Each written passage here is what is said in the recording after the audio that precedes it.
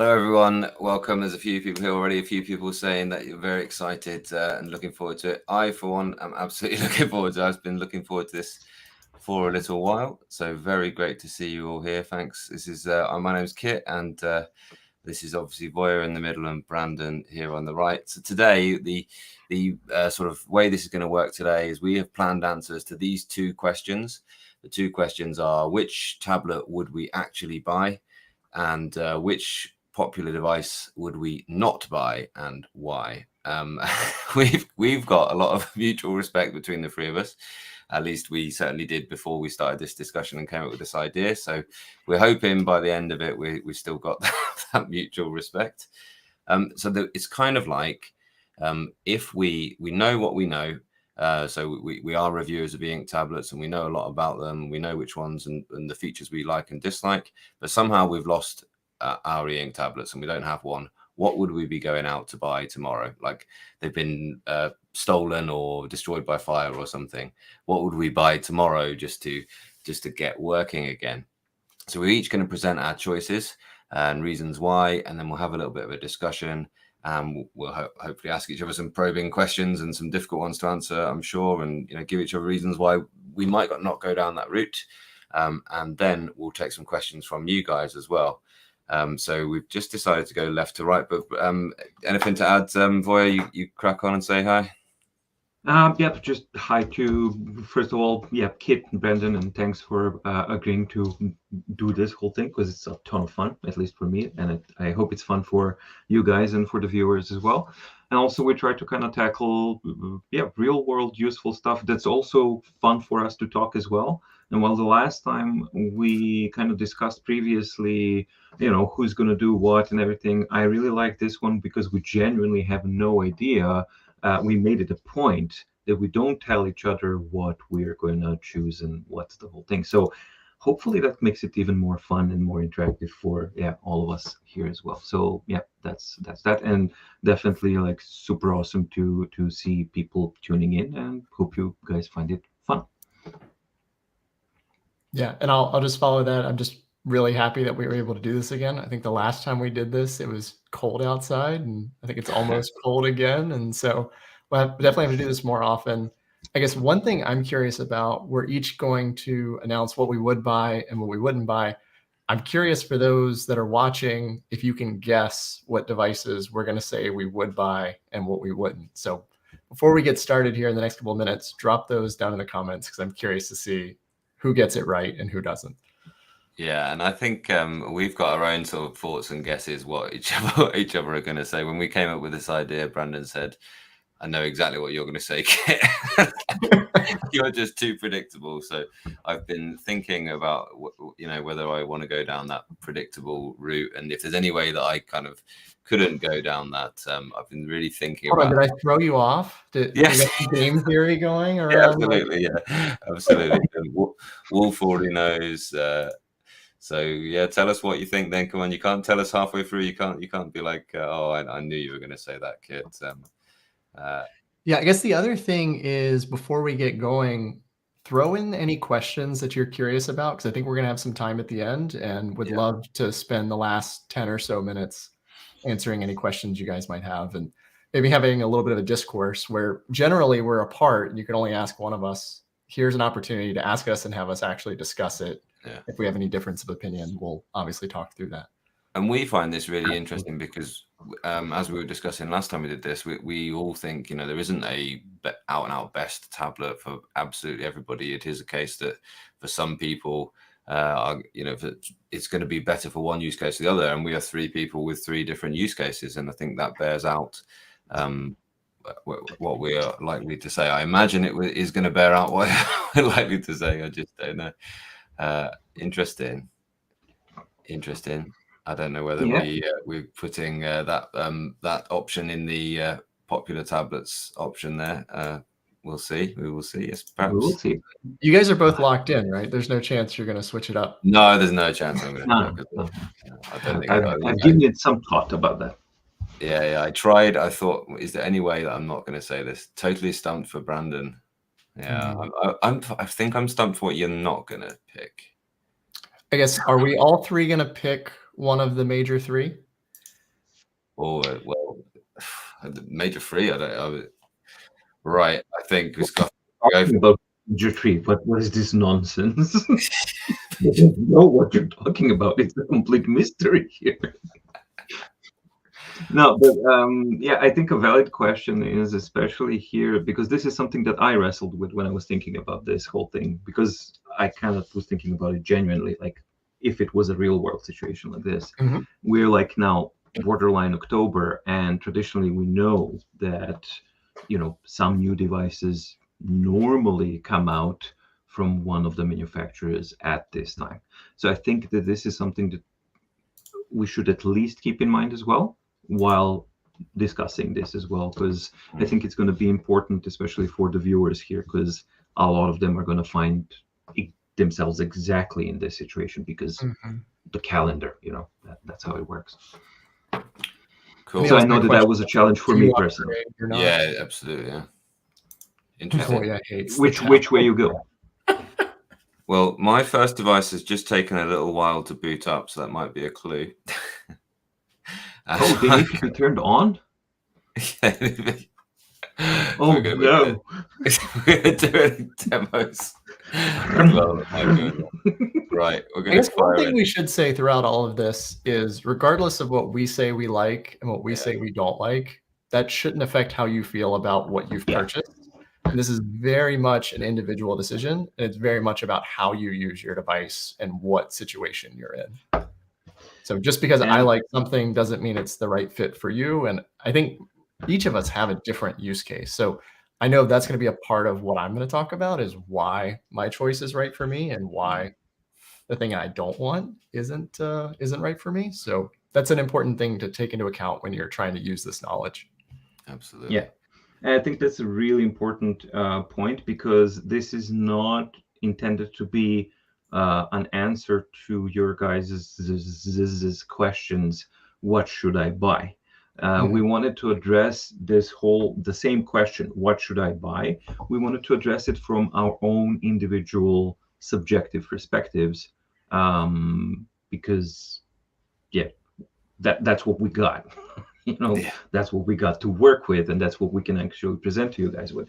And I think what's useful is going to be also talking through the mindset and the reasons why yes, why not, why this, why not this, what was the thought process behind it, and hopefully between the three of us, because we have similarities, but we also have much more importantly differences, which makes this more important and relevant to actually talk about.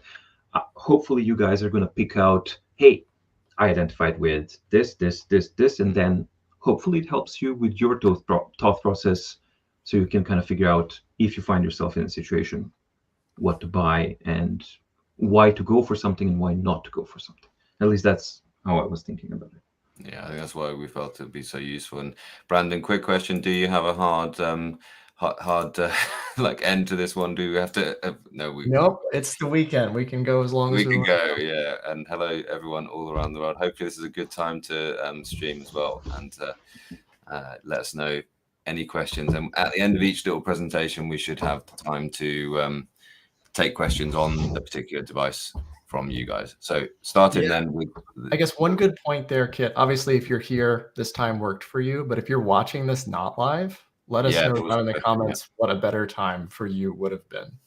Yeah, there was a question, will this be available as a VOD afterwards? Yeah, it should be. It isn't going to get deleted afterwards. It'll be available. So hello, if you're watching on the replay, do feel free to just fire in the comments. The normal comments, we find them very, very useful to help us know what to cover.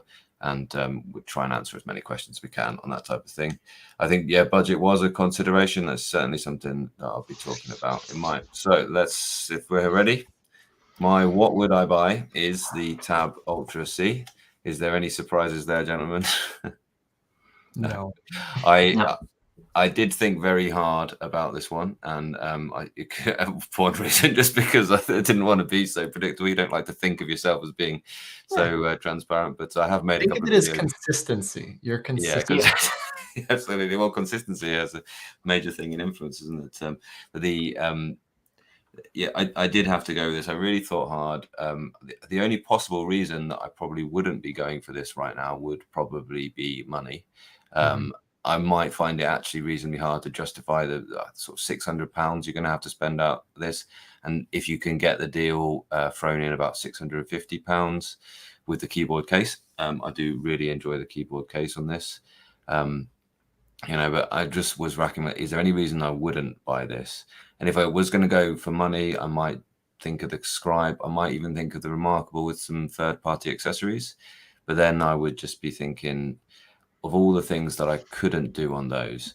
And generally, the thing that would persuade me is the usage of these apps on here, really. And they marketed the Tab Ultra, launched as a e-ink PC. I don't think that's the case, but the use case is shifting gradually, for me at least, towards that. When I first bought a Remarkable, I was just there for the note taking.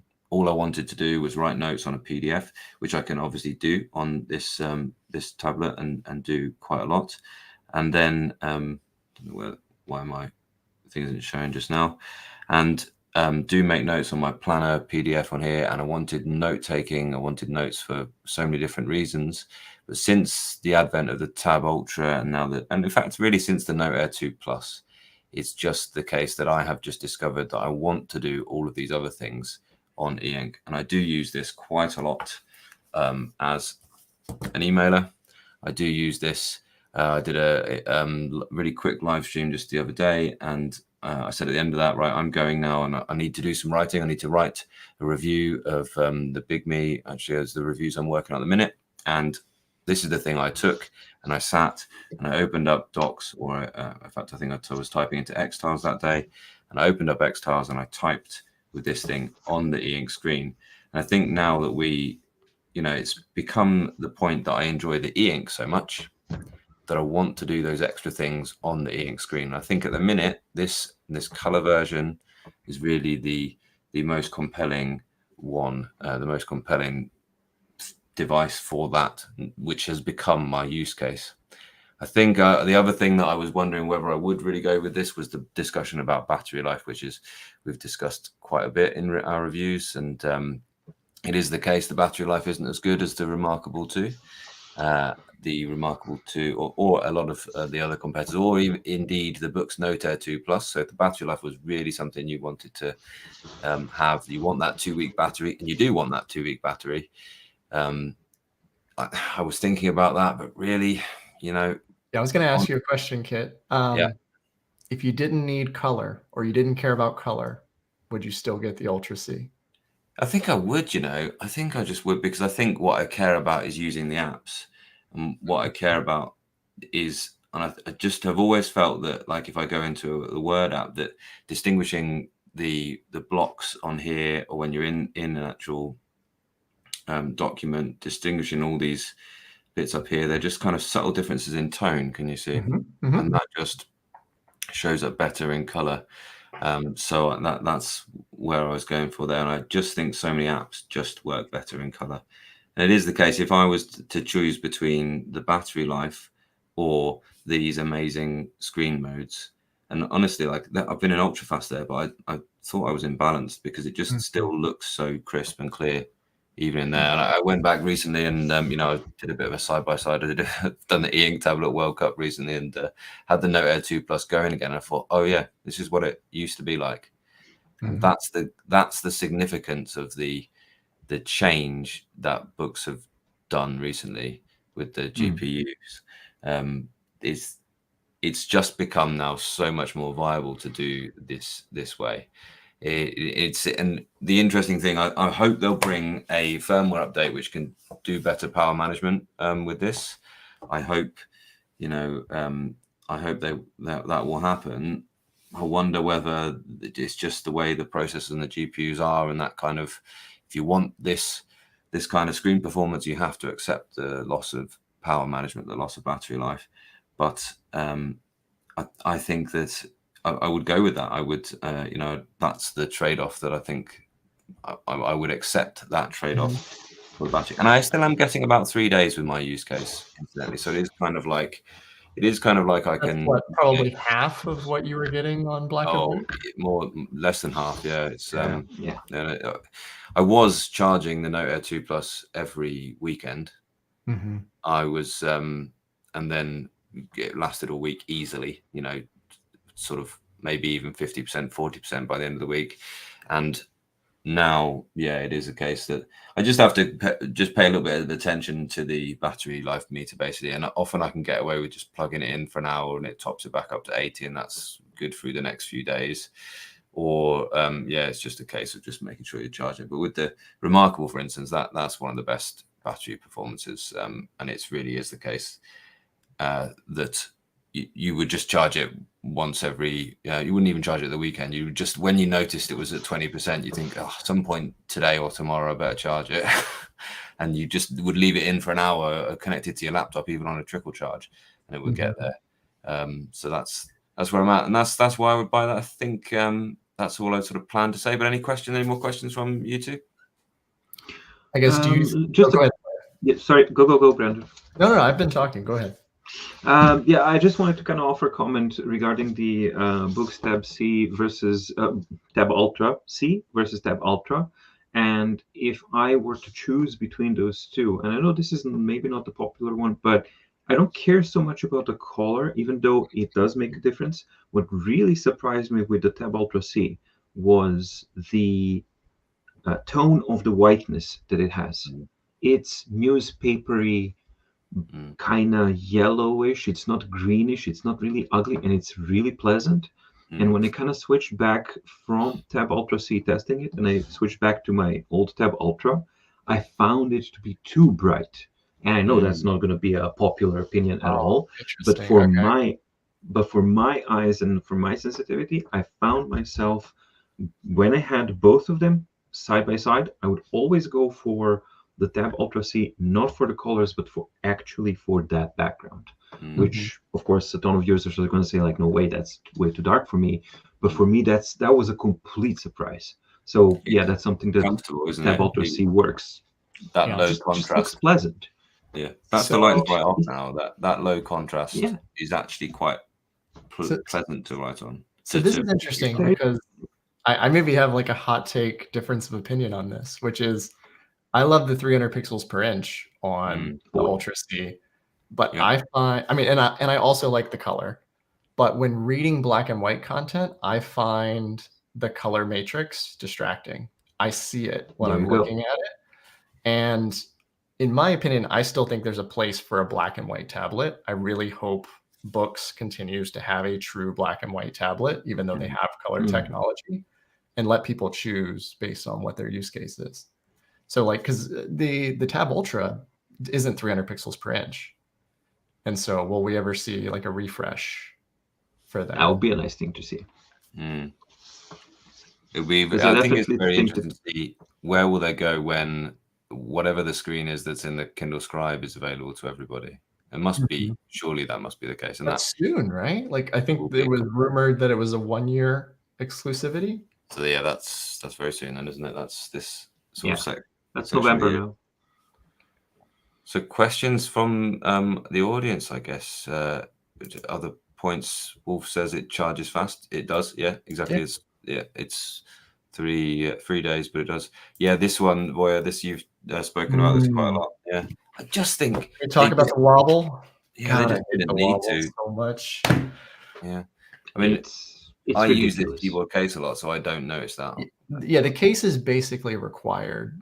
Or at least with my levels of OCD, you have to use it. No, it's not just OCD. You can't write on it.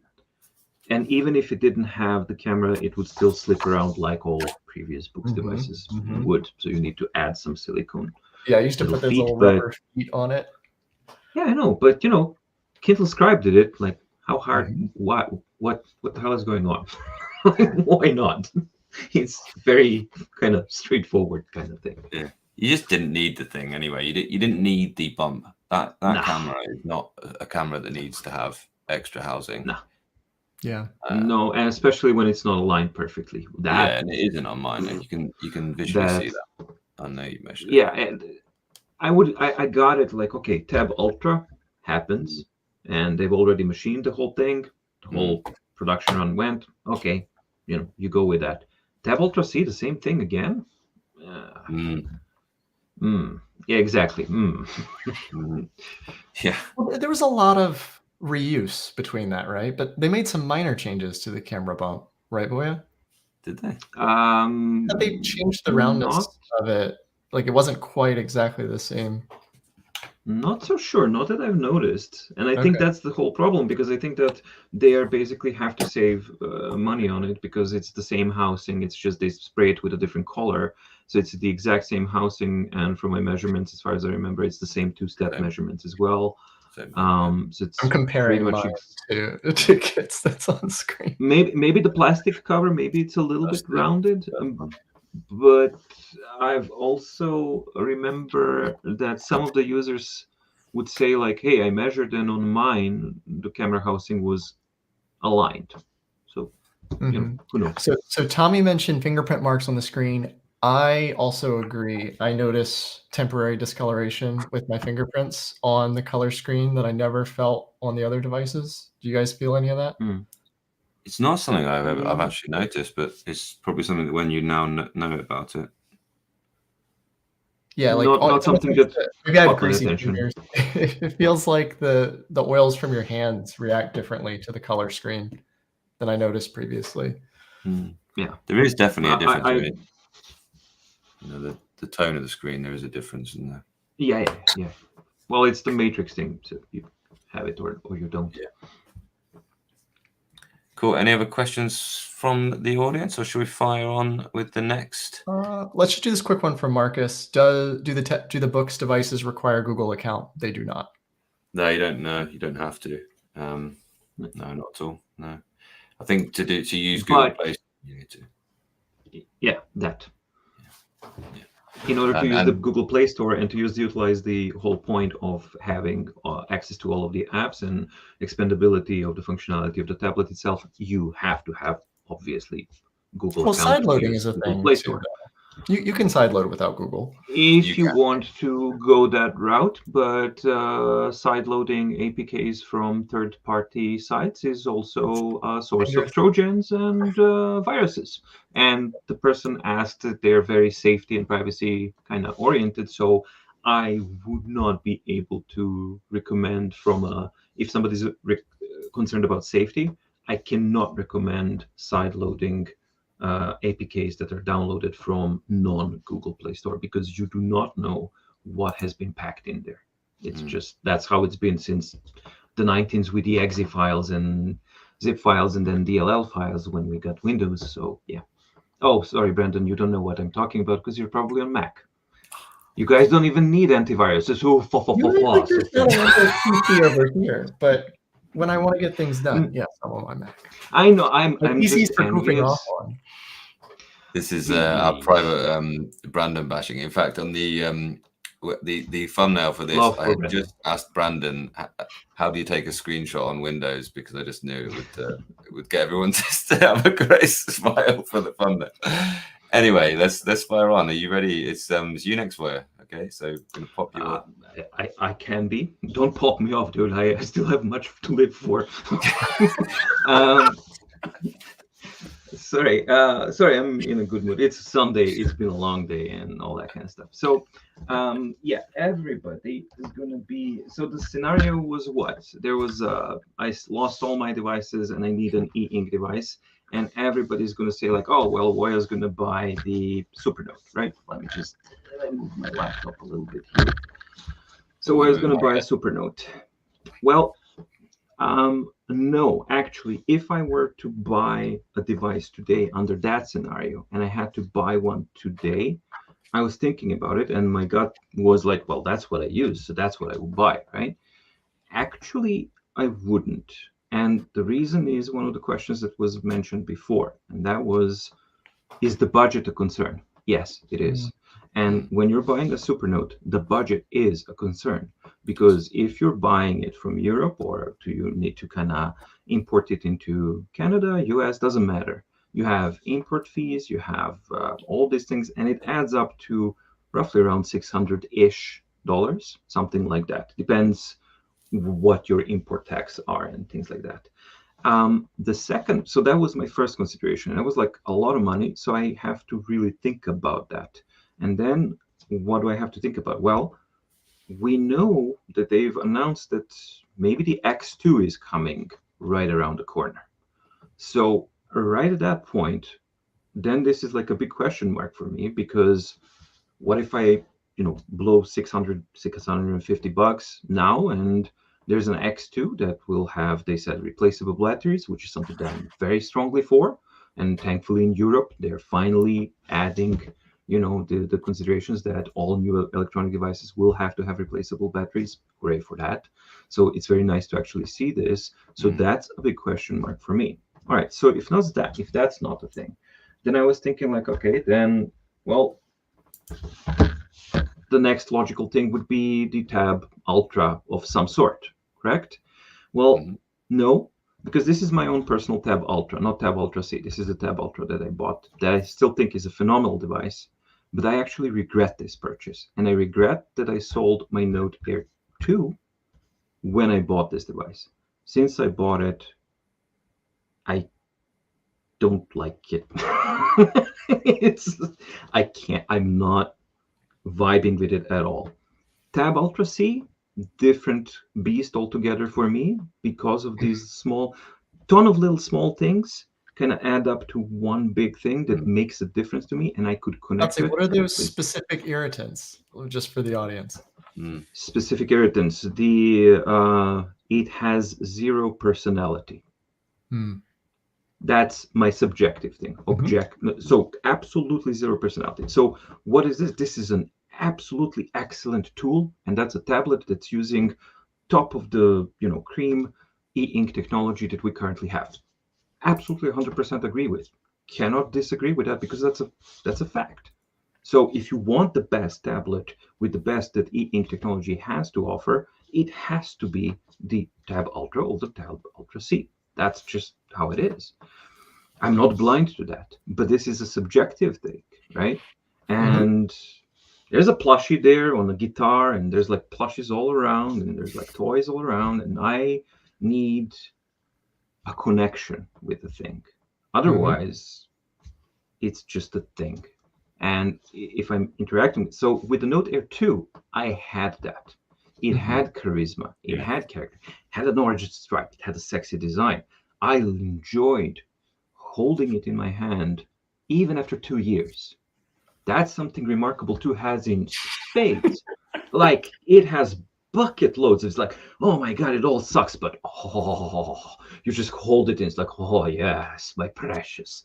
So I get zero of that with the Tab Ultra or the Tab Ultra C. Subjective. Objective part, camera bump, can't get over the camera bump, and I cannot get over the sharp edges of the bucket. That objectively bothers me.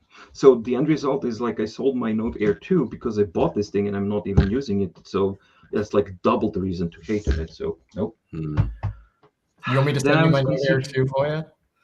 Sorry? You want me to send you my Note Air 2? Yeah. So I was then thinking, like, okay, so then why not buy Note Air 2 Plus or something like that? Because that's the obvious choice. Well, it's October, and traditionally Books launches new stuff in October. So again, I have that problem. So why would I spend, even though Note Air 2 Plus is now like 420, something like that, right? Look at that. So What's why the would used market doing? Is there a used market for that device? Like, I haven't even looked.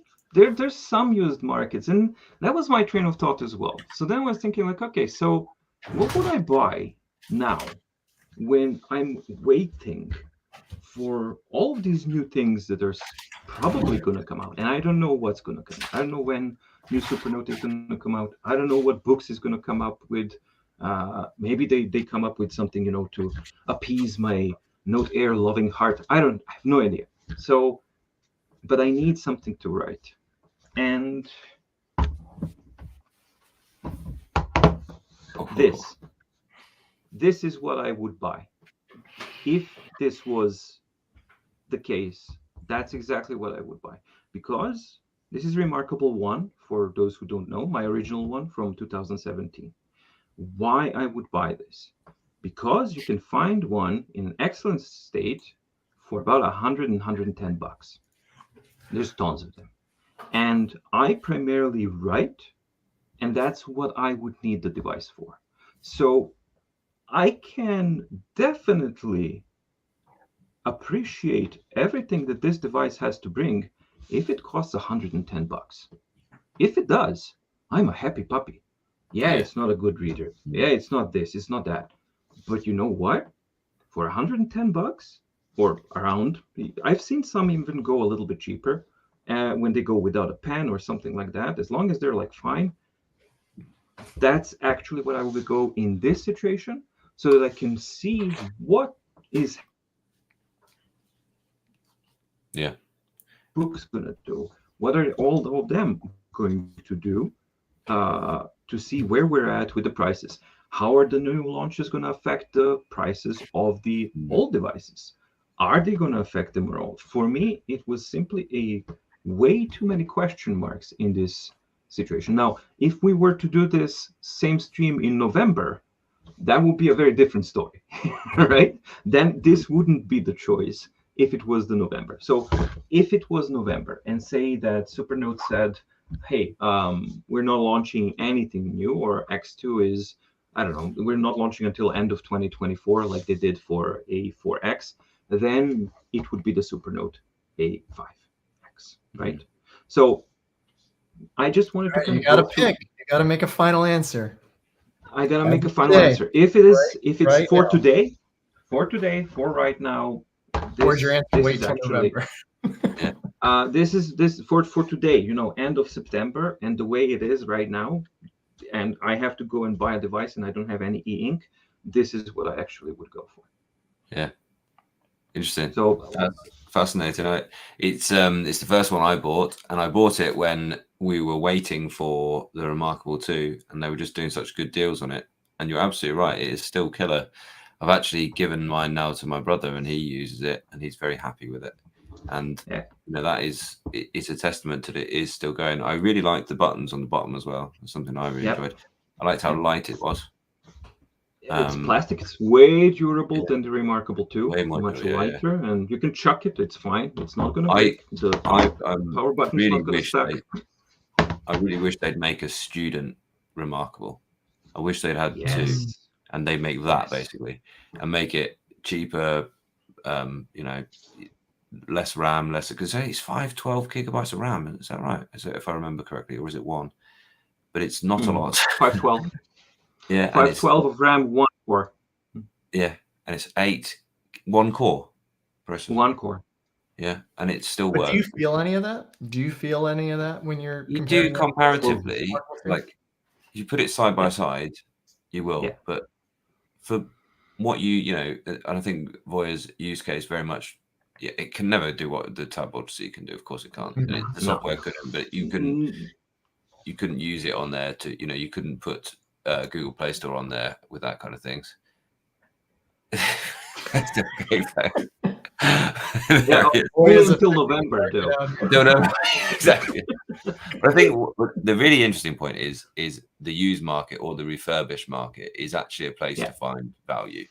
And I often think with people, the question, and when I was buying this thing, I was thinking, is it what it says it's going to be? Is it what the marketing says it's going to be?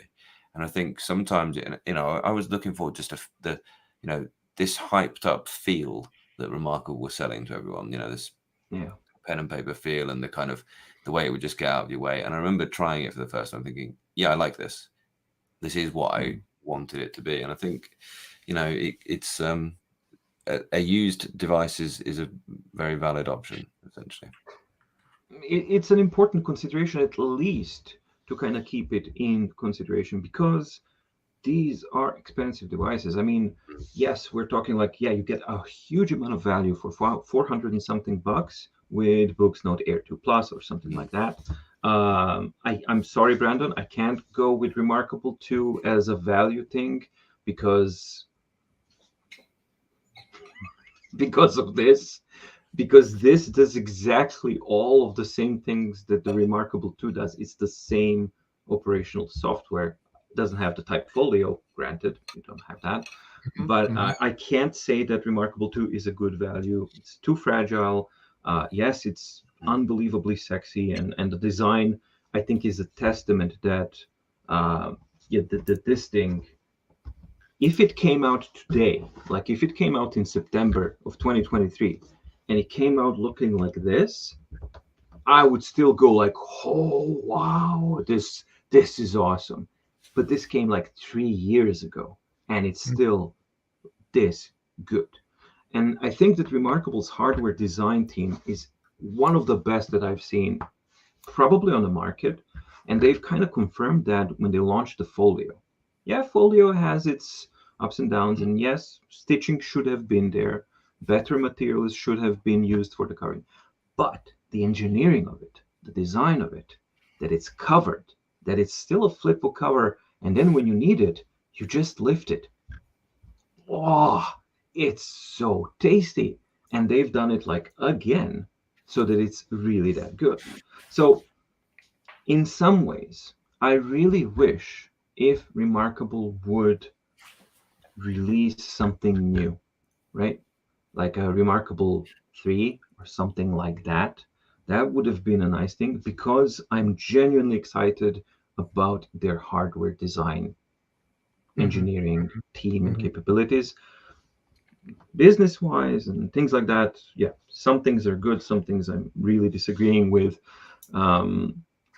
It's not going to be a device for everyone, so yeah, it really depends. But for me, why is this a choice? I think I explained it. Second market value, time in the year where we are at now, and again, for me primarily, I write a ton, so I can read my PDFs and things on my PC until January, until I see what the prices are, or until Black Friday, and then I see what the prices are. And I need something to kind of bridge me until I make a decision. I can't do the writing that I can do on a Remarkable 1 or a Remarkable 2. I can't do that on a PC. I can't do that on my Lenovo tablet. I can't do that on my iPad or whatever. And there was a question, how about buying a Kindle Scribe just for writing? I wouldn't. Now, hear me out why. I think Kindle Scribe looks great, built fantastic display, fantastic front light, fantastic pen. Like that's my favorite pen. That's the pen that I use all the time now. And writing feel is fantastic. So what's wrong with it? How do you get the files off from that tablet? You mean all the software? All of it. It's Jekyll and Hyde. Entire hardware, yes, software. Yeah. Like it's completely mind-boggling for me that you have on one hand probably the most capable writer on the market, hardware-wise. Like it's really hard to beat. 300 ppi, black and white, like everything's spot on. It's perfect.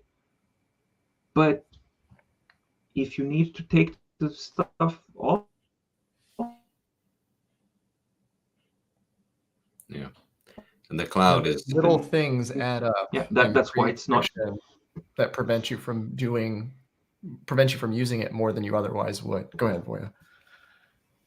No, that's exactly it. That I'm just reacting to what you said. So it's that's exactly the thing that that also has to be. I have to account those things into the price consideration as well, right? So it's not, and even if I had like an unlimited budget, I'm a price conscientious oriented person. So I like that if I purchase something, that I'm not going to chuck it and contribute to the e-waste that is a problem. I like to buy something that's going to last for years and that I can actually use and come back, and use it. And that's why Tab Ultra C pisses me off, because it was a lot of money. It's e-waste and I don't get to use it. And I sold my device that I used to use, and I would have gotten a third year. Yes. Thank you. So yeah, that's where I'm at as far as this goes. Any questions or comments from you guys or whatever, or questions that you saw maybe that popped up in there?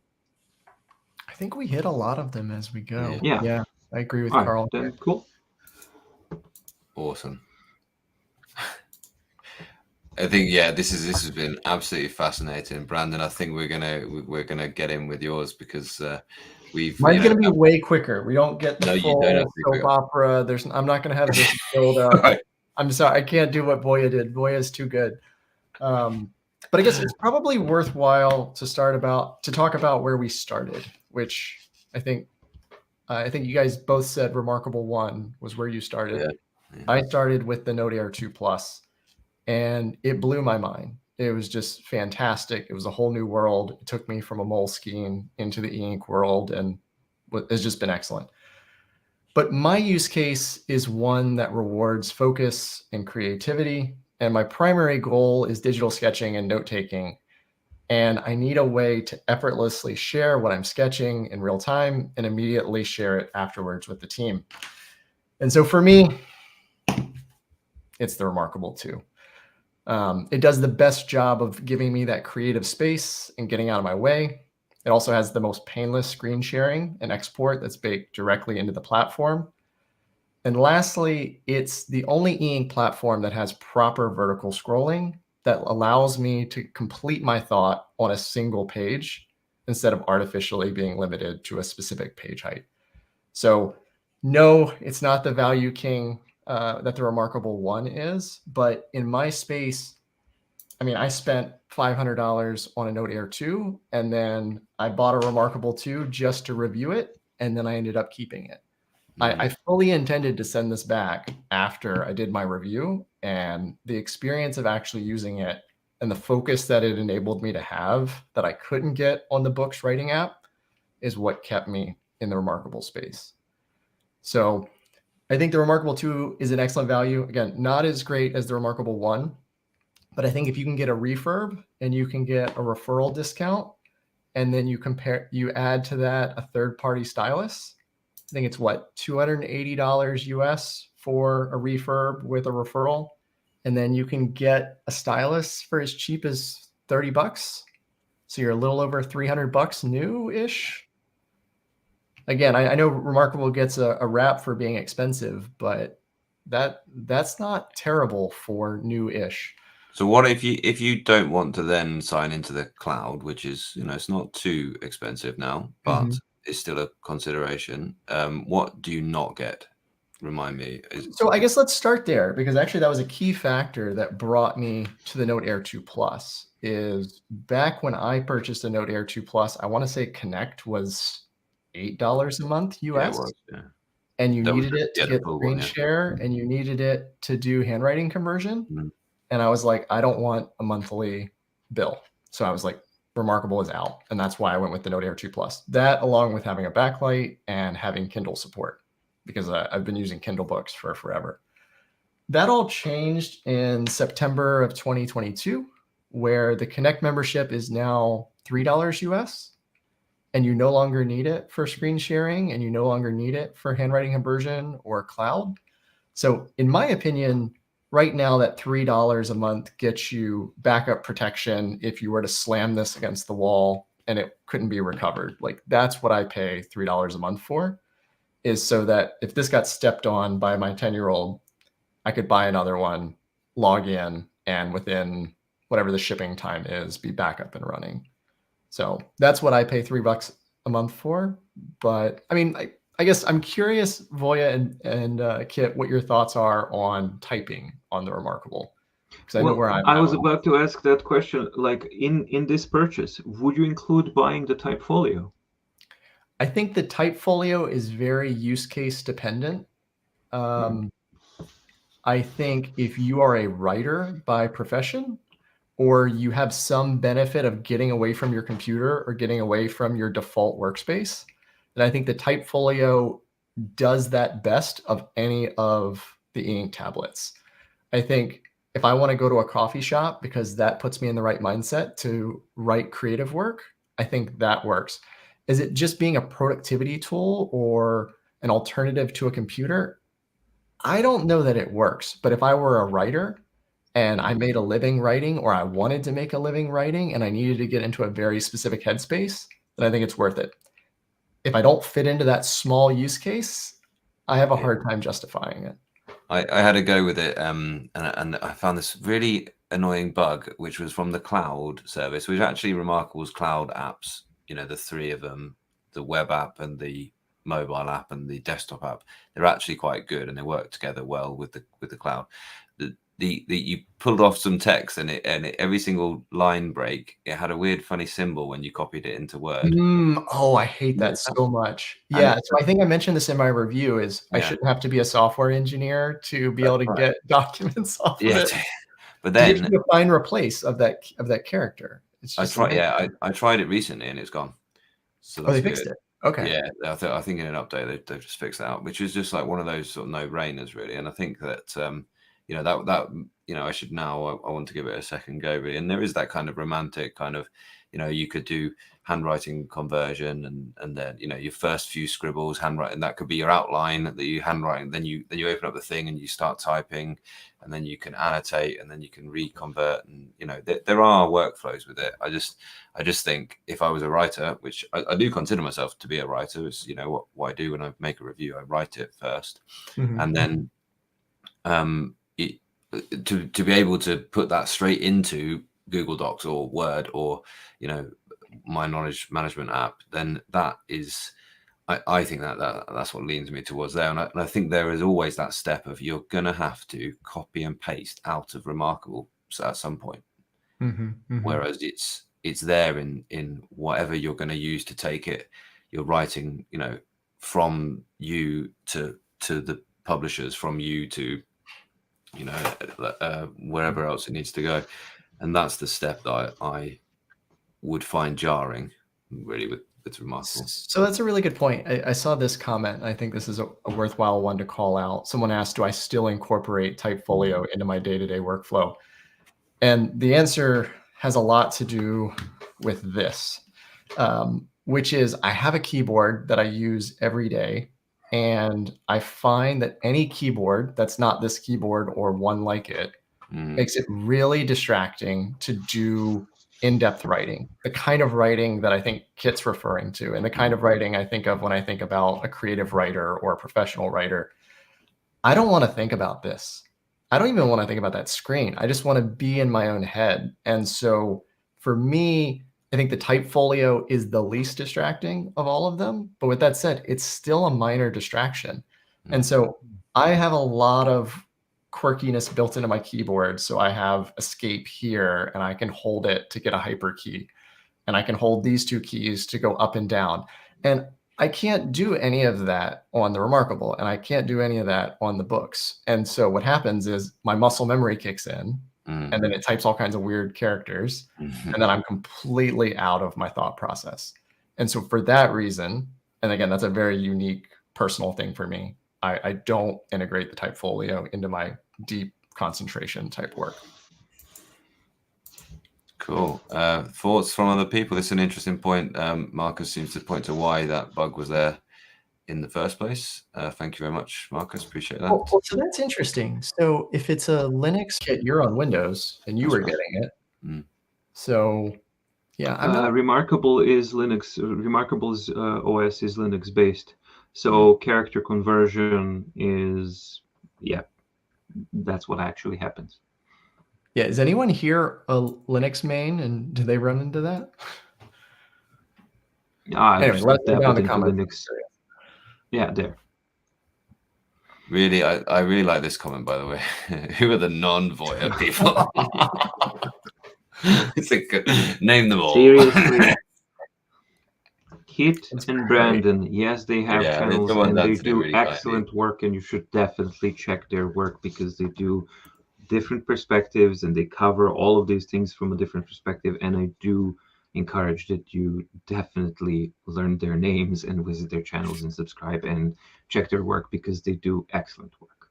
And also the opposite, when I don't feel like testing something, I say, go check out Voya's video where he goes way more in depth than I did. Yeah, awesome. Any more questions for Brandon about his choice here? There's some really good ones that I think we'll come back to towards the end because they're sort of specific other use cases really. This one you might actually like to field, Brandon, because you're an iPad user as well, I believe, or have been. Yeah. Can you put that back up? I didn't get to read it all. I know you're more into e-ink devices, but if distraction's not a concern, what's your... Oh, okay. I have a video on this. It's only 2 minutes long. I definitely recommend you go check it out. It's iPad Pro specifically versus Remarkable 2 and how you can decide. And on the surface, they are both tablets, but I don't think they could be more different as far as how you use them.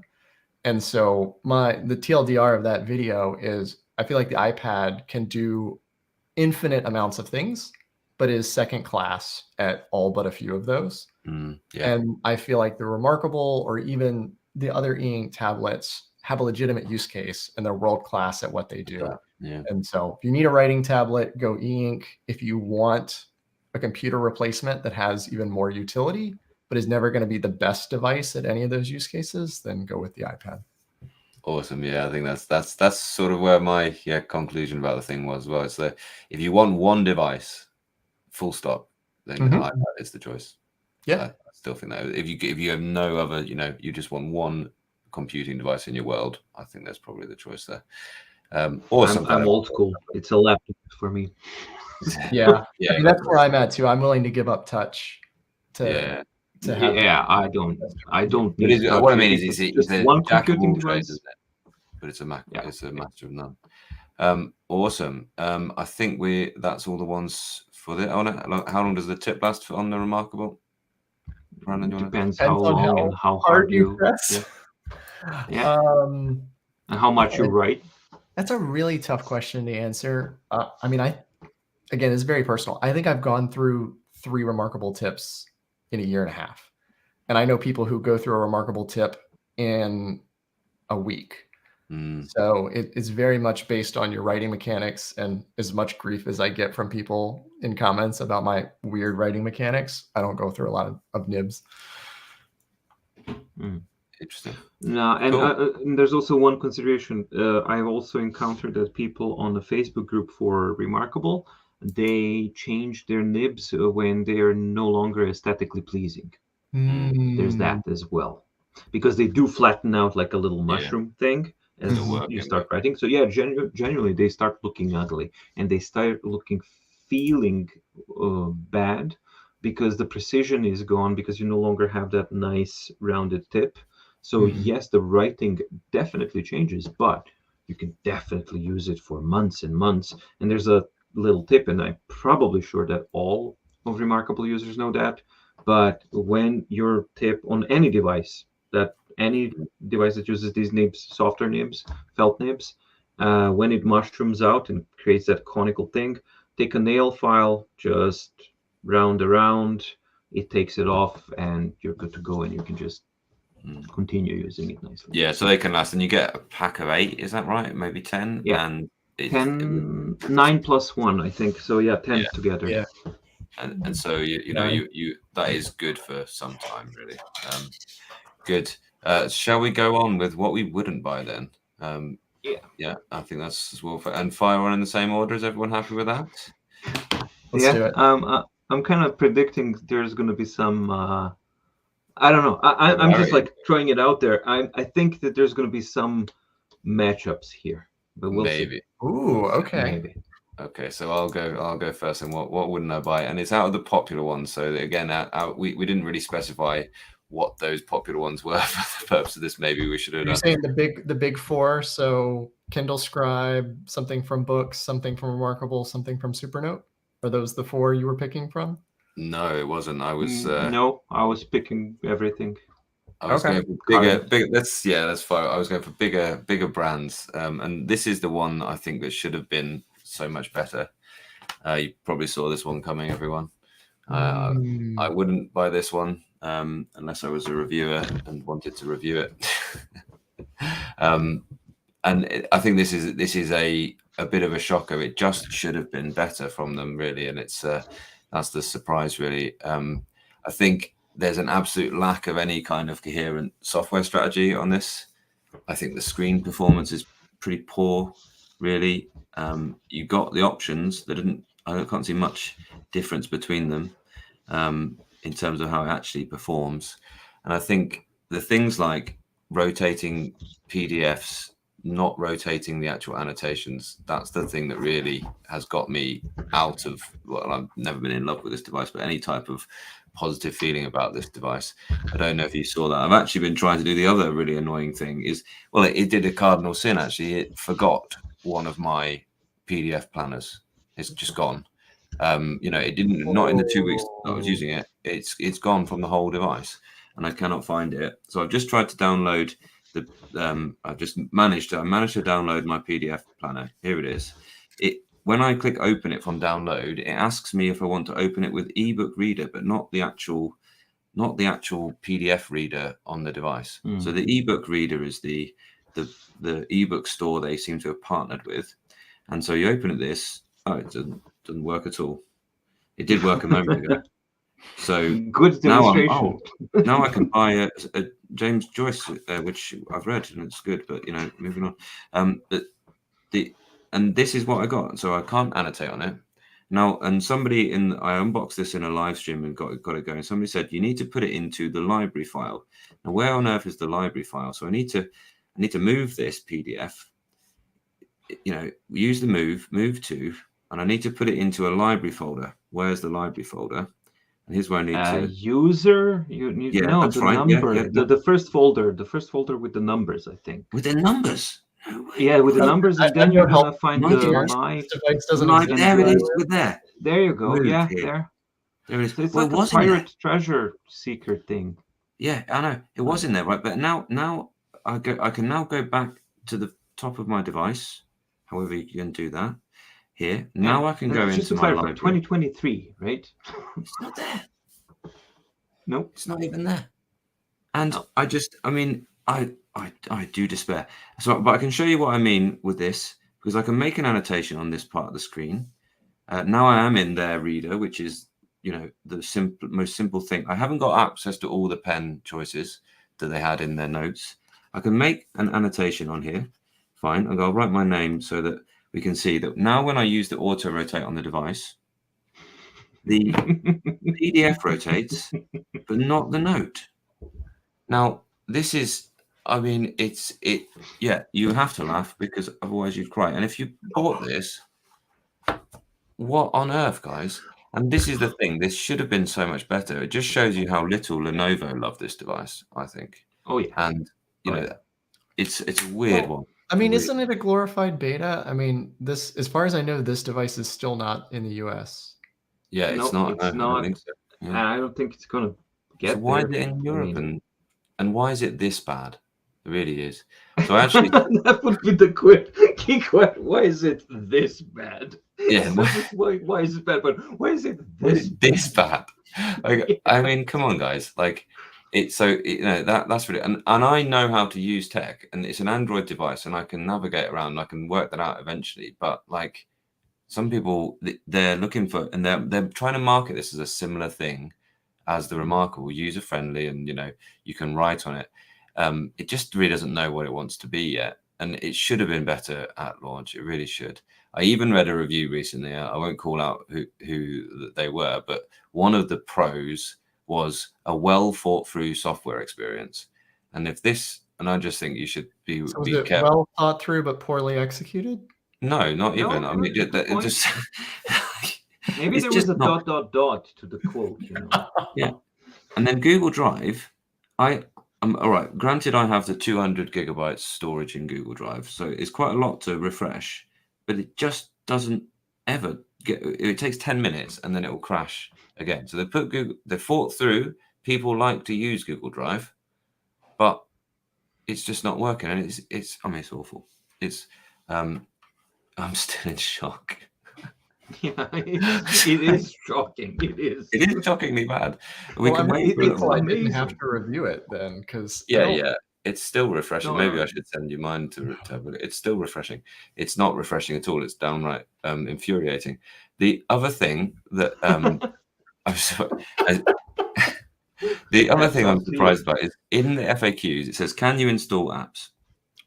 You can via APKs, and we've talked about APKs and there are dangers there, absolutely. But I've shown that you can put Kindle on here and it does work.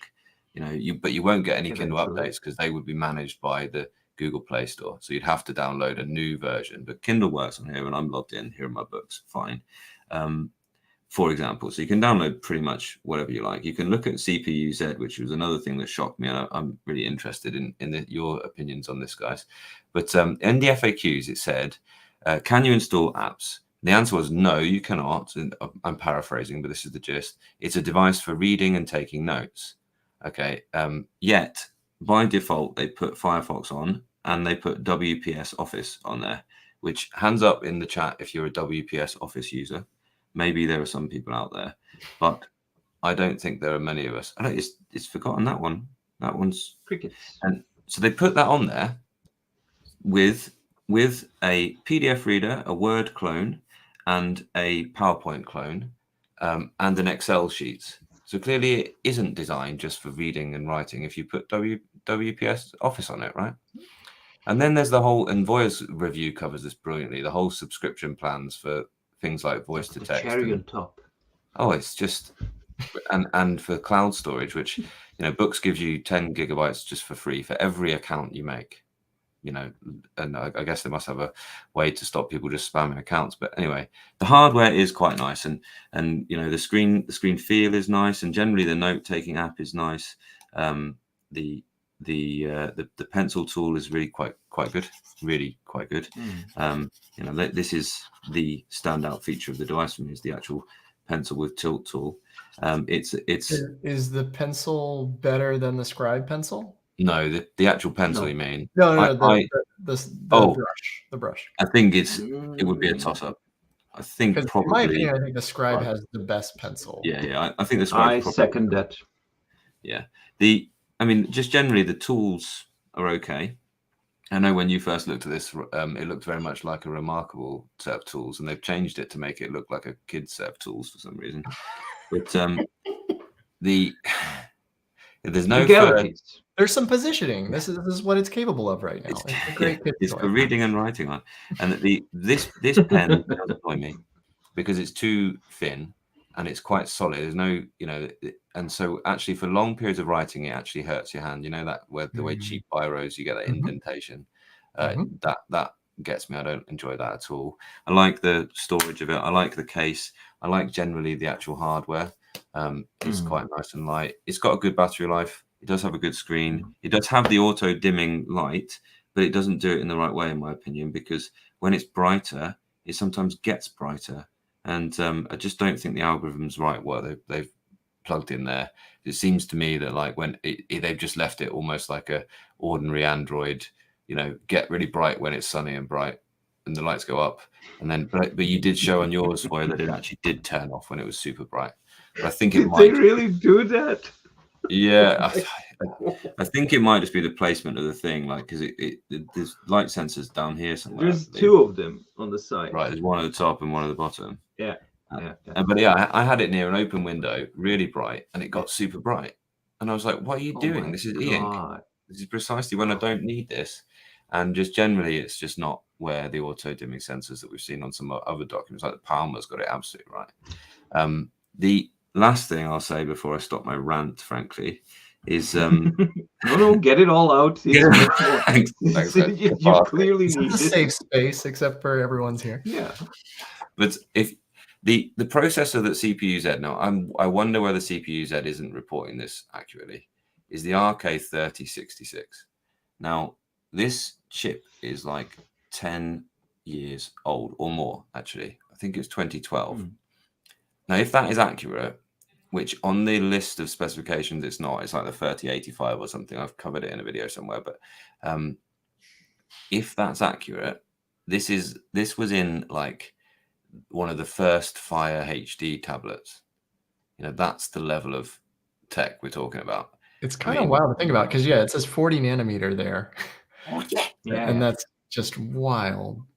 But you should be kind of careful with CPU-Z because depends which version of the APK you manage to find. Its database.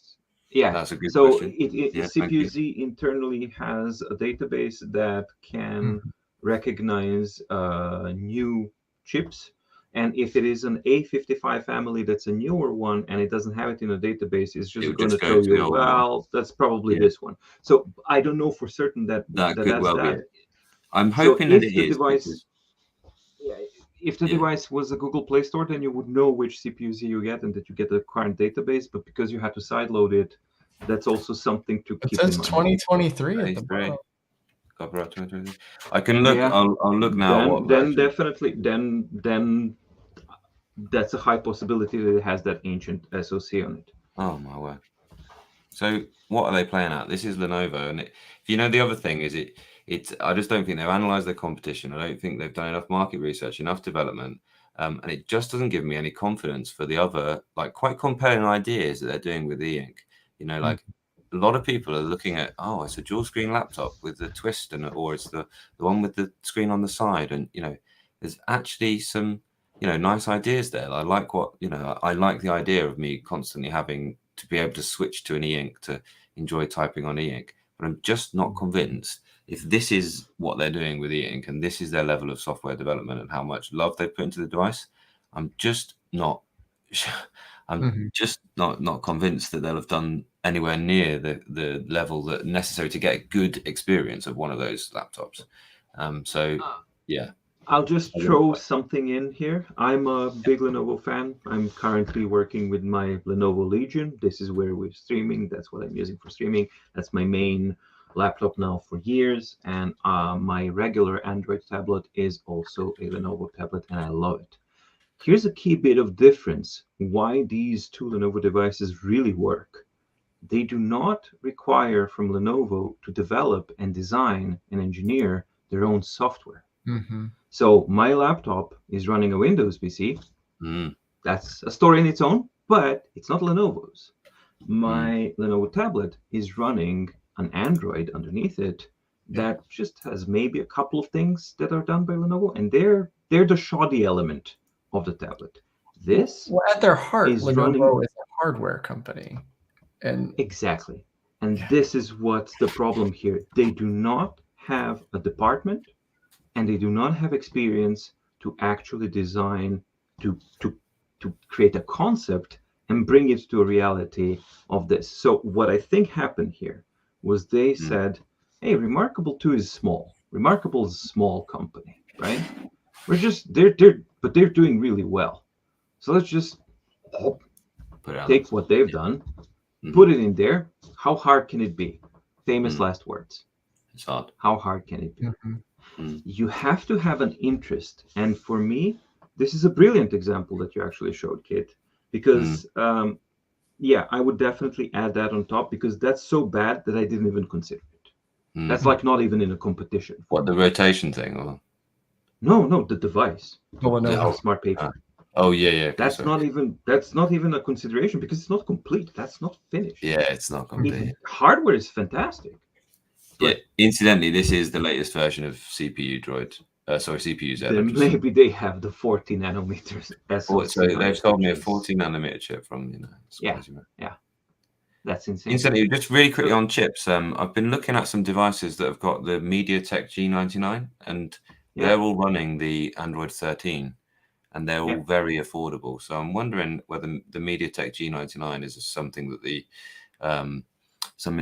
e-ink boys should look at, because I think there's the chips that's keeping. And if they're bringing up chips from 2012, honestly, if you're in the audience and you want to laugh, look up the other devices that run the Rock chip RK3066. Well, so I guess classic tech. To pull at threads here. I mean, this product was probably being designed in the middle of COVID, and I wonder if supply chain affected their decisions on it. But then don't sell it and don't list it as. I totally agree. I'm just saying that's probably how we end up in part of this situation. Yeah. Sorry. Kind of glad they didn't bring it. Now I'm good comments from the audience. Let's have a little look in. Let's take this device off the offending. Let's have a little look. Good Lord, that was rough, man. But honest and fair, I think. Yeah, look at this. Yeah, and the battery life is quite good, Luke. Yeah, so it's interesting, isn't it? But 40 nanometer, when I saw that number, I was like, gosh, that's crazy, right? Old.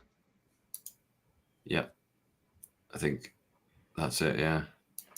And yeah, this is they have been dabbling in e-ink.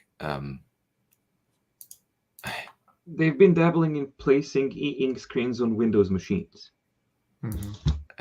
Like that we have to make that differentiation because, as Brandon said, Lenovo is a hardware company at heart, and they do that really well. And Smart Paper shows that as well. It's really good hardware.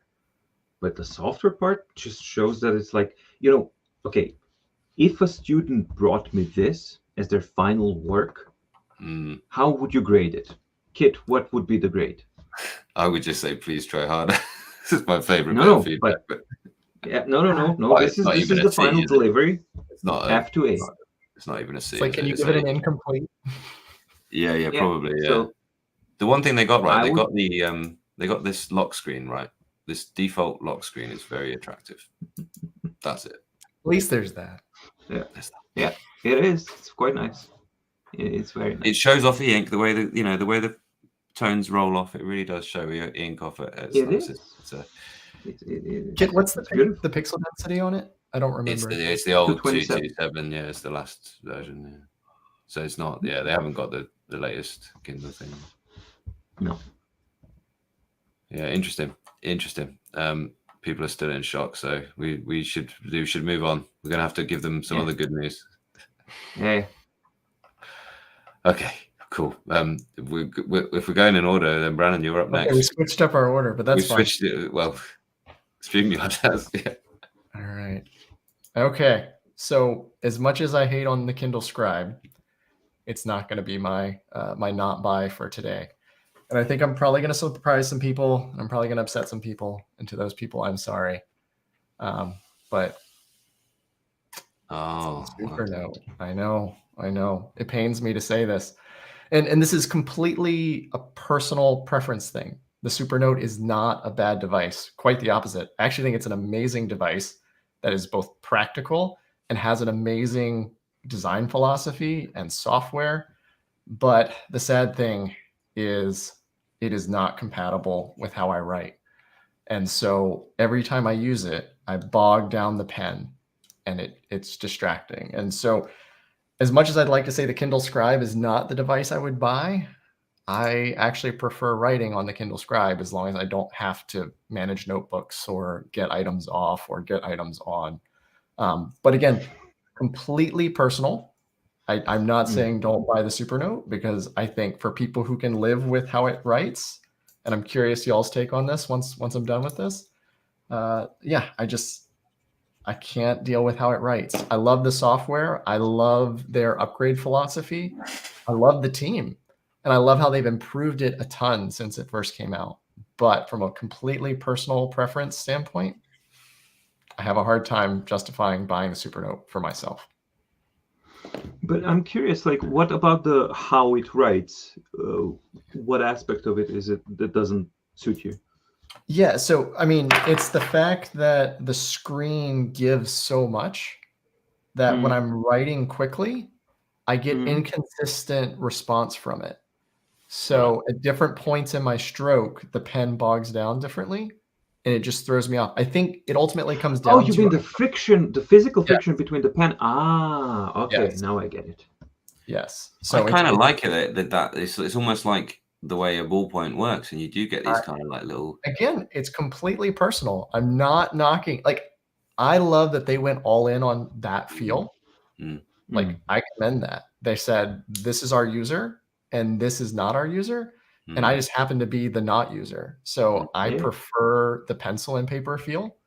And again, I'm sketching. So I want that response. I want there to feel like a lot of friction, but not a reduction in speed. So I want to be able to do a quick stroke and get even consistent response from the screen. So again, this is not a general statement about whether you should buy the Supernote. It just happens to be my personal relationship with it. Fascinating. Questions from you guys. I mean, very surprising.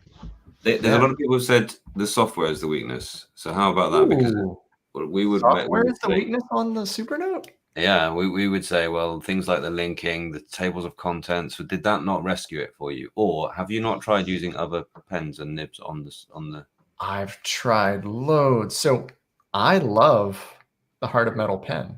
Yeah. I think it's an amazing design. It's just I have a hard time with it. And then all the pens that I do like bog down even worse on it. So Right. like for instance, the Kaweco, people Yeah. are like, I saw your Kaweco review and I want that pen. And I'm on Supernote. I'm like, do not buy that pen for Right. Supernote because it's just a double whammy. It's soft on soft, and then it feels really dead from a responsiveness perspective. So I think it's one of those things where if you're gonna have a soft surface, soft screen surface, you need an incredibly rigid nib. And then if you're going to have a soft pen tip, then you want a very rigid screen surface. So for me, that's a Remarkable, which has a very hard screen surface. And then I use the Kaweco, which has a very soft nib, and it balances out. Yeah. But no, I love the Supernote software. I thought their 2-finger erase Cool. was amazing. I think it's still the best in class. I think Remarkable gets close with the 2-finger tap to undo, but I would still prefer to be able to do the 2-finger erase like I do on the Supernote. Like I want this on every device. It's amazing.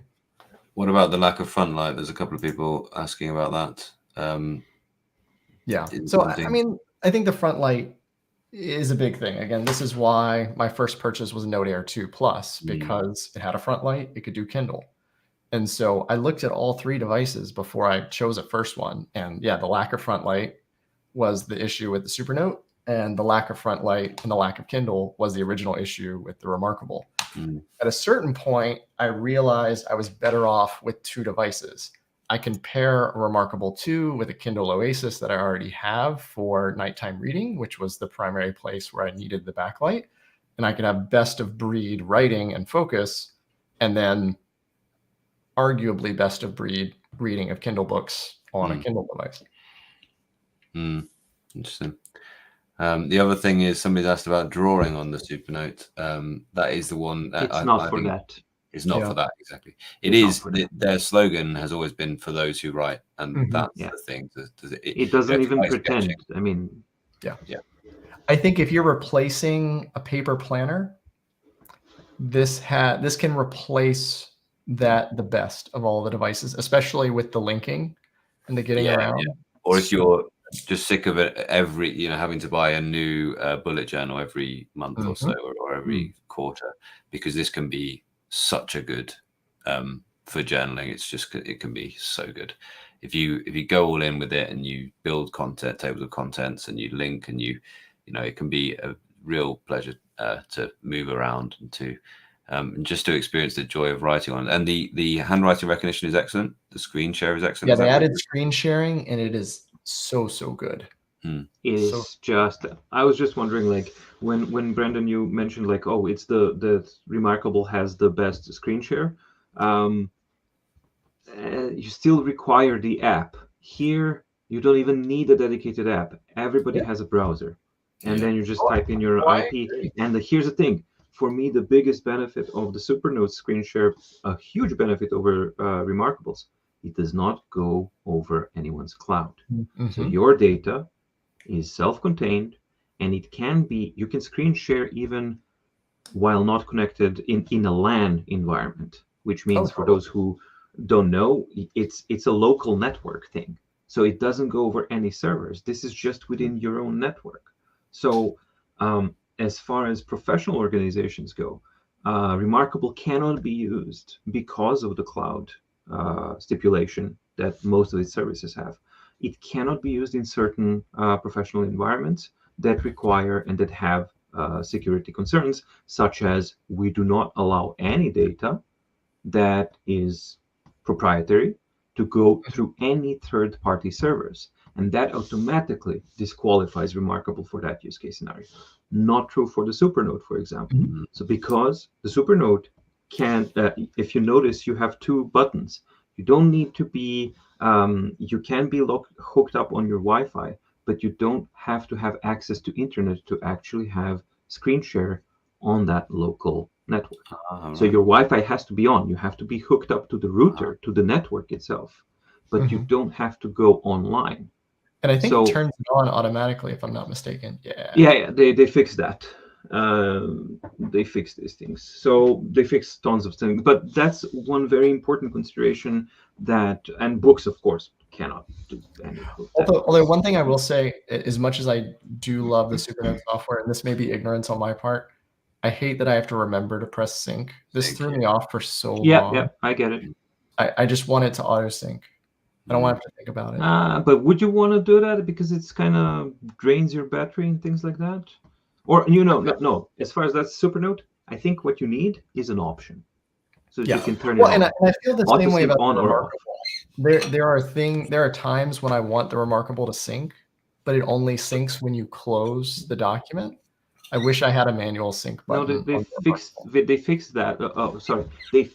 that with the update 3.5, and now it syncs.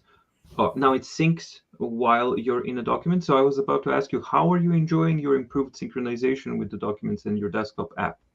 Because for me, since update 3.6, it's not working. The only way it's working on Remarkable is if you open up the desktop app and the Remarkable at the same time. And on the desktop app, you go out of the folder and then you go back into the folder, and then that sends a ping to the device to start syncing. That's finally. really what I'm referring to. Is in practice, I find the Remarkable only syncs when you leave the document.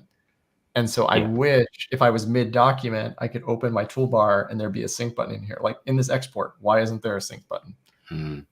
Yeah. Like if I'm just trying to pull something off of here to share with a colleague, like if I want to put this in Notion, for example, in to keep forever, like why can't I just say send and then pull that off of the Remarkable app and then drop it into Notion? Why do I have to leave to do that? That would be a non-distracting functionality that I think would be a very welcome thing to have. No, I'm not. I'm being serious. Like, come on. I know I've criticized Remarkable, and I try to be very objective about it. But and I know people really, it is a point to make kind of pun, distraction-free and stuff like that. But if that is a genuine focus of the company and over the device, then that's a genuine focus, and I'm gonna respect that. So what you're saying, Brandon, is 110% on point. Because if that's the whole point of the device and the brand and the company, distraction-free, well, then you need to add functionality that is distraction-free. And for me, what Remarkable has been doing right now is a little bit confusing. It's not. It seems like they've gotten themselves distracted. Exactly. I completely agree with you. Can we have an answer of this one? So the Supernote for writing as well as reading. Your choice is Kindle or PDF. It has more options, doesn't it? It has more than just PDF or EPUB. You can read a lot of different file formats on Supernote. They've improved it a lot. As a reader, I would say. I guess what is performance like for you there, Voy? I haven't stress tested it. Slow. Yeah. So if anything about how much slower than Remarkable for PDFs? It's on page turn. Same. So pretty much depends what kind of stuff. No, Remarkable 2 is a little bit faster. I think it's still it feels a little bit faster. I haven't really measured it since the latest updates and things like that, but on the feel alone, I'm pretty sure that's, if there's like one thing about Supernote, it ain't a fast device. It's gonna get there. Definitely, it's gonna do wonders. But it's not gonna be your most snappiest and most responsive device. And yes, that can piss people off completely justifiably, especially if you dish out 600 and something bucks for it. Then you're gonna be properly pissed off about it. So and if you put that into comparison, you start flipping pages on Tab Ultra C or something like that in balanced mode or fast mode. No, there's only speed mode in the reader. It's like the Tab Ultra C came from another dimension or something. So it's night and day difference. Yeah. And how about this one? I think just as a final one on this one, perhaps. Yeah, very important use case for you, Brandon. I think, isn't it? Honestly, I think all e-ink tablets kind of suck at this use case. Unfortunately. So I mean, it's always going to be the full Androids with Google Play, because you can just use knowledge management there. I don't personally find that. So my use case is Obsidian. I don't personally find the mobile apps for Obsidian to be all that helpful on e-ink tablets. And so this But ultimately is that the app or is that the ink tablet? both. Hmm. I mean, this all becomes a logistical question of how easy is it to get content off of the device. So it's going to come down to handwriting conversion quality, handwriting conversion speed, and just friction in that process for me. Boy, you look like you had something. Well, for me, I think that the important point about Supernote, and again, advantage here is, of course, if you need it like to seamlessly integrate into a third-party app like Obsidian, well, that ain't gonna happen because it doesn't support Obsidian. That's about it. But if you do have a workflow that includes incorporating PDF files into your third-party app or whatever, then the Supernote can actually handle that really well, because you are not required to use the main point of synchronization. Doesn't have to be Supernote Cloud. It can be your Google Drive. It can be your Dropbox. And I think OneDrive is coming, or not yet, or maybe it's already there. But let's say that I'm using Google Drive. I'm in the Google Drive. So what I use is my Supernote synchronizes with my Google Drive. So when I press that sync button, and it's done with synchronizing, all of my stuff is on my Google Drive. And this is a from really good there point. on, you just So, take it off. Yeah, so the text-driven notebooks in Supernote, I think, are amazing, where they're actually doing the text conversion in the background. So I guess the one thing that's missing, I love their integration to Google. The biggest issue I had was it just didn't connect for the first like 2 months while it was in beta. But since it came out of beta, I haven't had any issues with it. I think it's really good. But Voya, are you able to get the text out automatically, or are you just getting the Note PDF out? I just get Note PDFs. I really don't use the handwriting conversion. I think this is something that's potentially interesting, is if you have a text-based notebook, if you could have that also synced. And if that's the case, then that's something that actually reduces the friction to integrate with personal knowledge management software. If I can write on the Supernote, that stuff just gets deposited into my Google Cloud, maybe in a different folder, and then I can just go pull that text. That that's something that none of the other devices are doing right now. I might be mistaken, but I think that I might have read on their roadmap that they are actually working on something like that. That there would be a parallel exporting of that. I'm not sure if I've dreamed it, because I dream of Supernote updates. No, figuratively speaking, dreamed it. If something that I constructed in my brain, or is it something that I actually read? So I will have to double check that roadmap. But I wouldn't be surprised, and it wouldn't be the first time that it happens that, for example, us three are actually talking about that, and maybe a couple of users mentioned that, and hey presto, a couple of months later we get a Supernote update where you actually get synchronization, where you can have automatic handwriting recognition. Notebooks are actually synchronizing two files, which is your handwritten file and the already converted file, all on your Google Drive automatically when you press the sync. And that is a lot of functionality. Major players, they are by far the most likely to do something like that. Yeah. Absolutely. Yeah, absolutely. Because they're just one step away. Yeah. Right? They're actually listening. They're active participants in this space. Yeah. Very interesting discussion. Voya, are you ready for your what you would not plan? Yeah, it's going to be short. Is it self-explanatory? Is it on screen now? Shall I? I'll just add it up. Yeah. You can just add it. It's all the reveal. Fine. Yeah, it's the reveal. There we go. So let's put them. We get two. Here's the thing. Oh, I see. Yes. Any big mid device, I would not buy. That's basically all encompassing. And first and foremost, this is the Galley. This is the S6 color, right? S6 color or S6 color plus, something like that. The reasons behind it, they are let's put it like this. They're expensive knockoffs of books. And what you get from these devices is a secondhand experience that you can get from books devices for less money.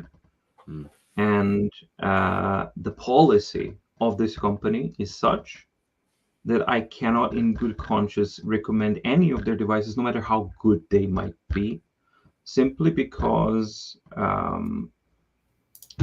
basically I can't stand behind a company that is not genuine. So it's simple as that. There is just like, and from the practical standpoint, come on, this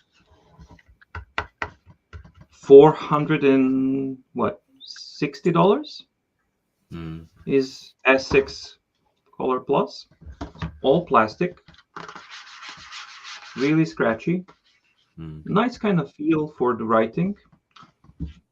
This whole thing, this is the cheapest plastic that you can possibly get. The buttons barely work.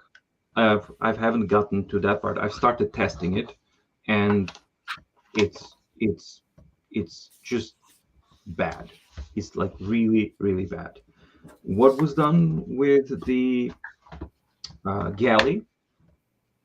It was just basically unfinished technology with the Gallery 3, which is not made for this. They tried to force it into this, and they sold it with the help of Goody Reader, who helped market it as the best thing ever, because it had Goody Reader on it, of course, so it's their device.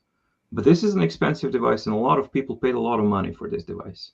They're not getting updates that are helpful, and this is effectively, in less than a year, going to become a doorstop.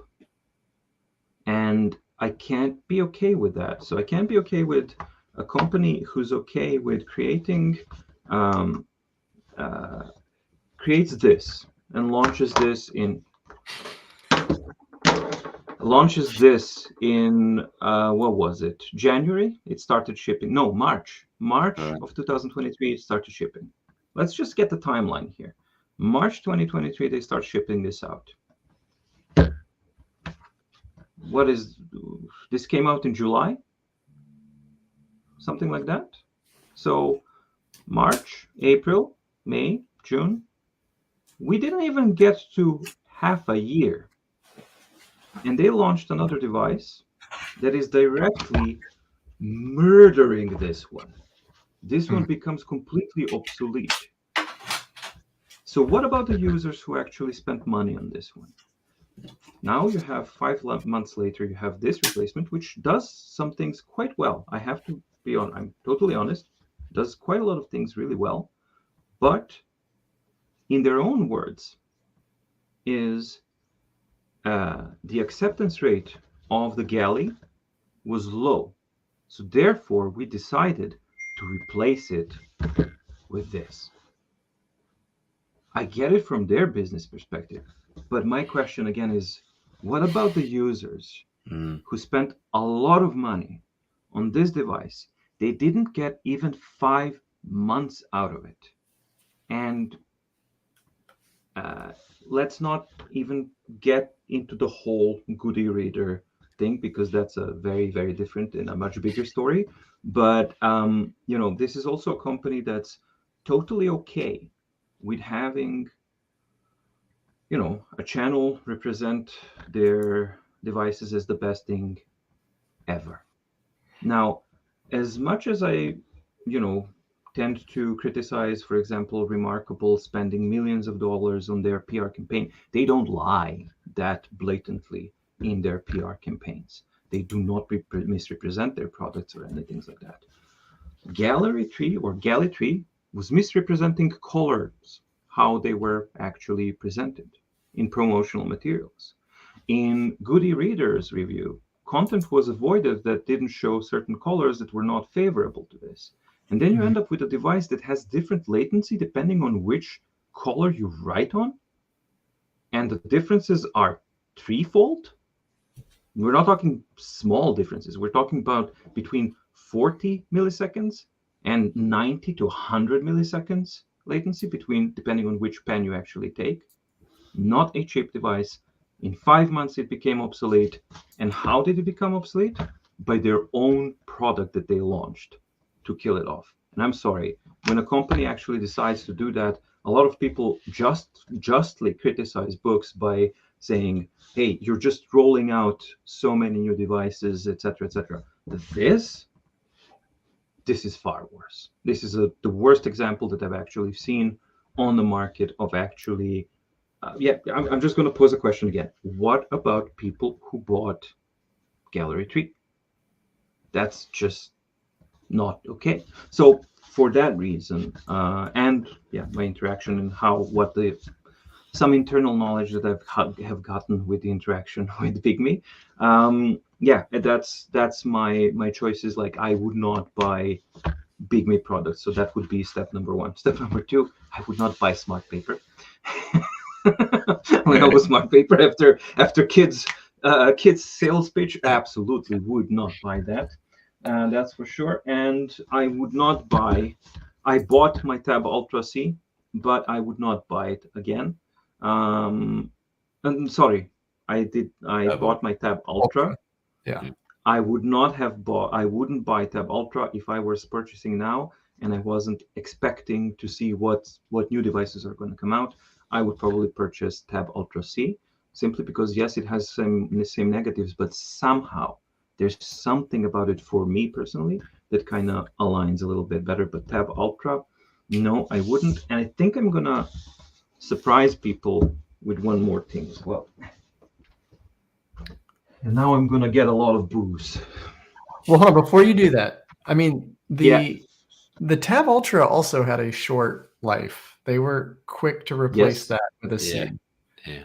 I felt on the one hand, a little bit of a bad go, which is if they had given it a 300 pixel per inch screen, I think there's a viable argument for them both to exist. Yeah. But And the price is so similar. 300. Yeah. There's no reason for a Tab Ultra anymore. Like it. I would a little bit disagree with, because there's the thing that I do like, the color matrix on top on Tab Ultra C, and that's the thing that I do like. There's a lot of users who really are, they really dislike that a lot. And I see quite a few people actually going for Tab Ultra as opposed to Tab Ultra C because of that reason alone, and of course the price. I also hate the color matrix, but I'm willing. Yeah. I would rather have the pixel depth. The I'd colors. rather have 300. Yeah. Absolutely.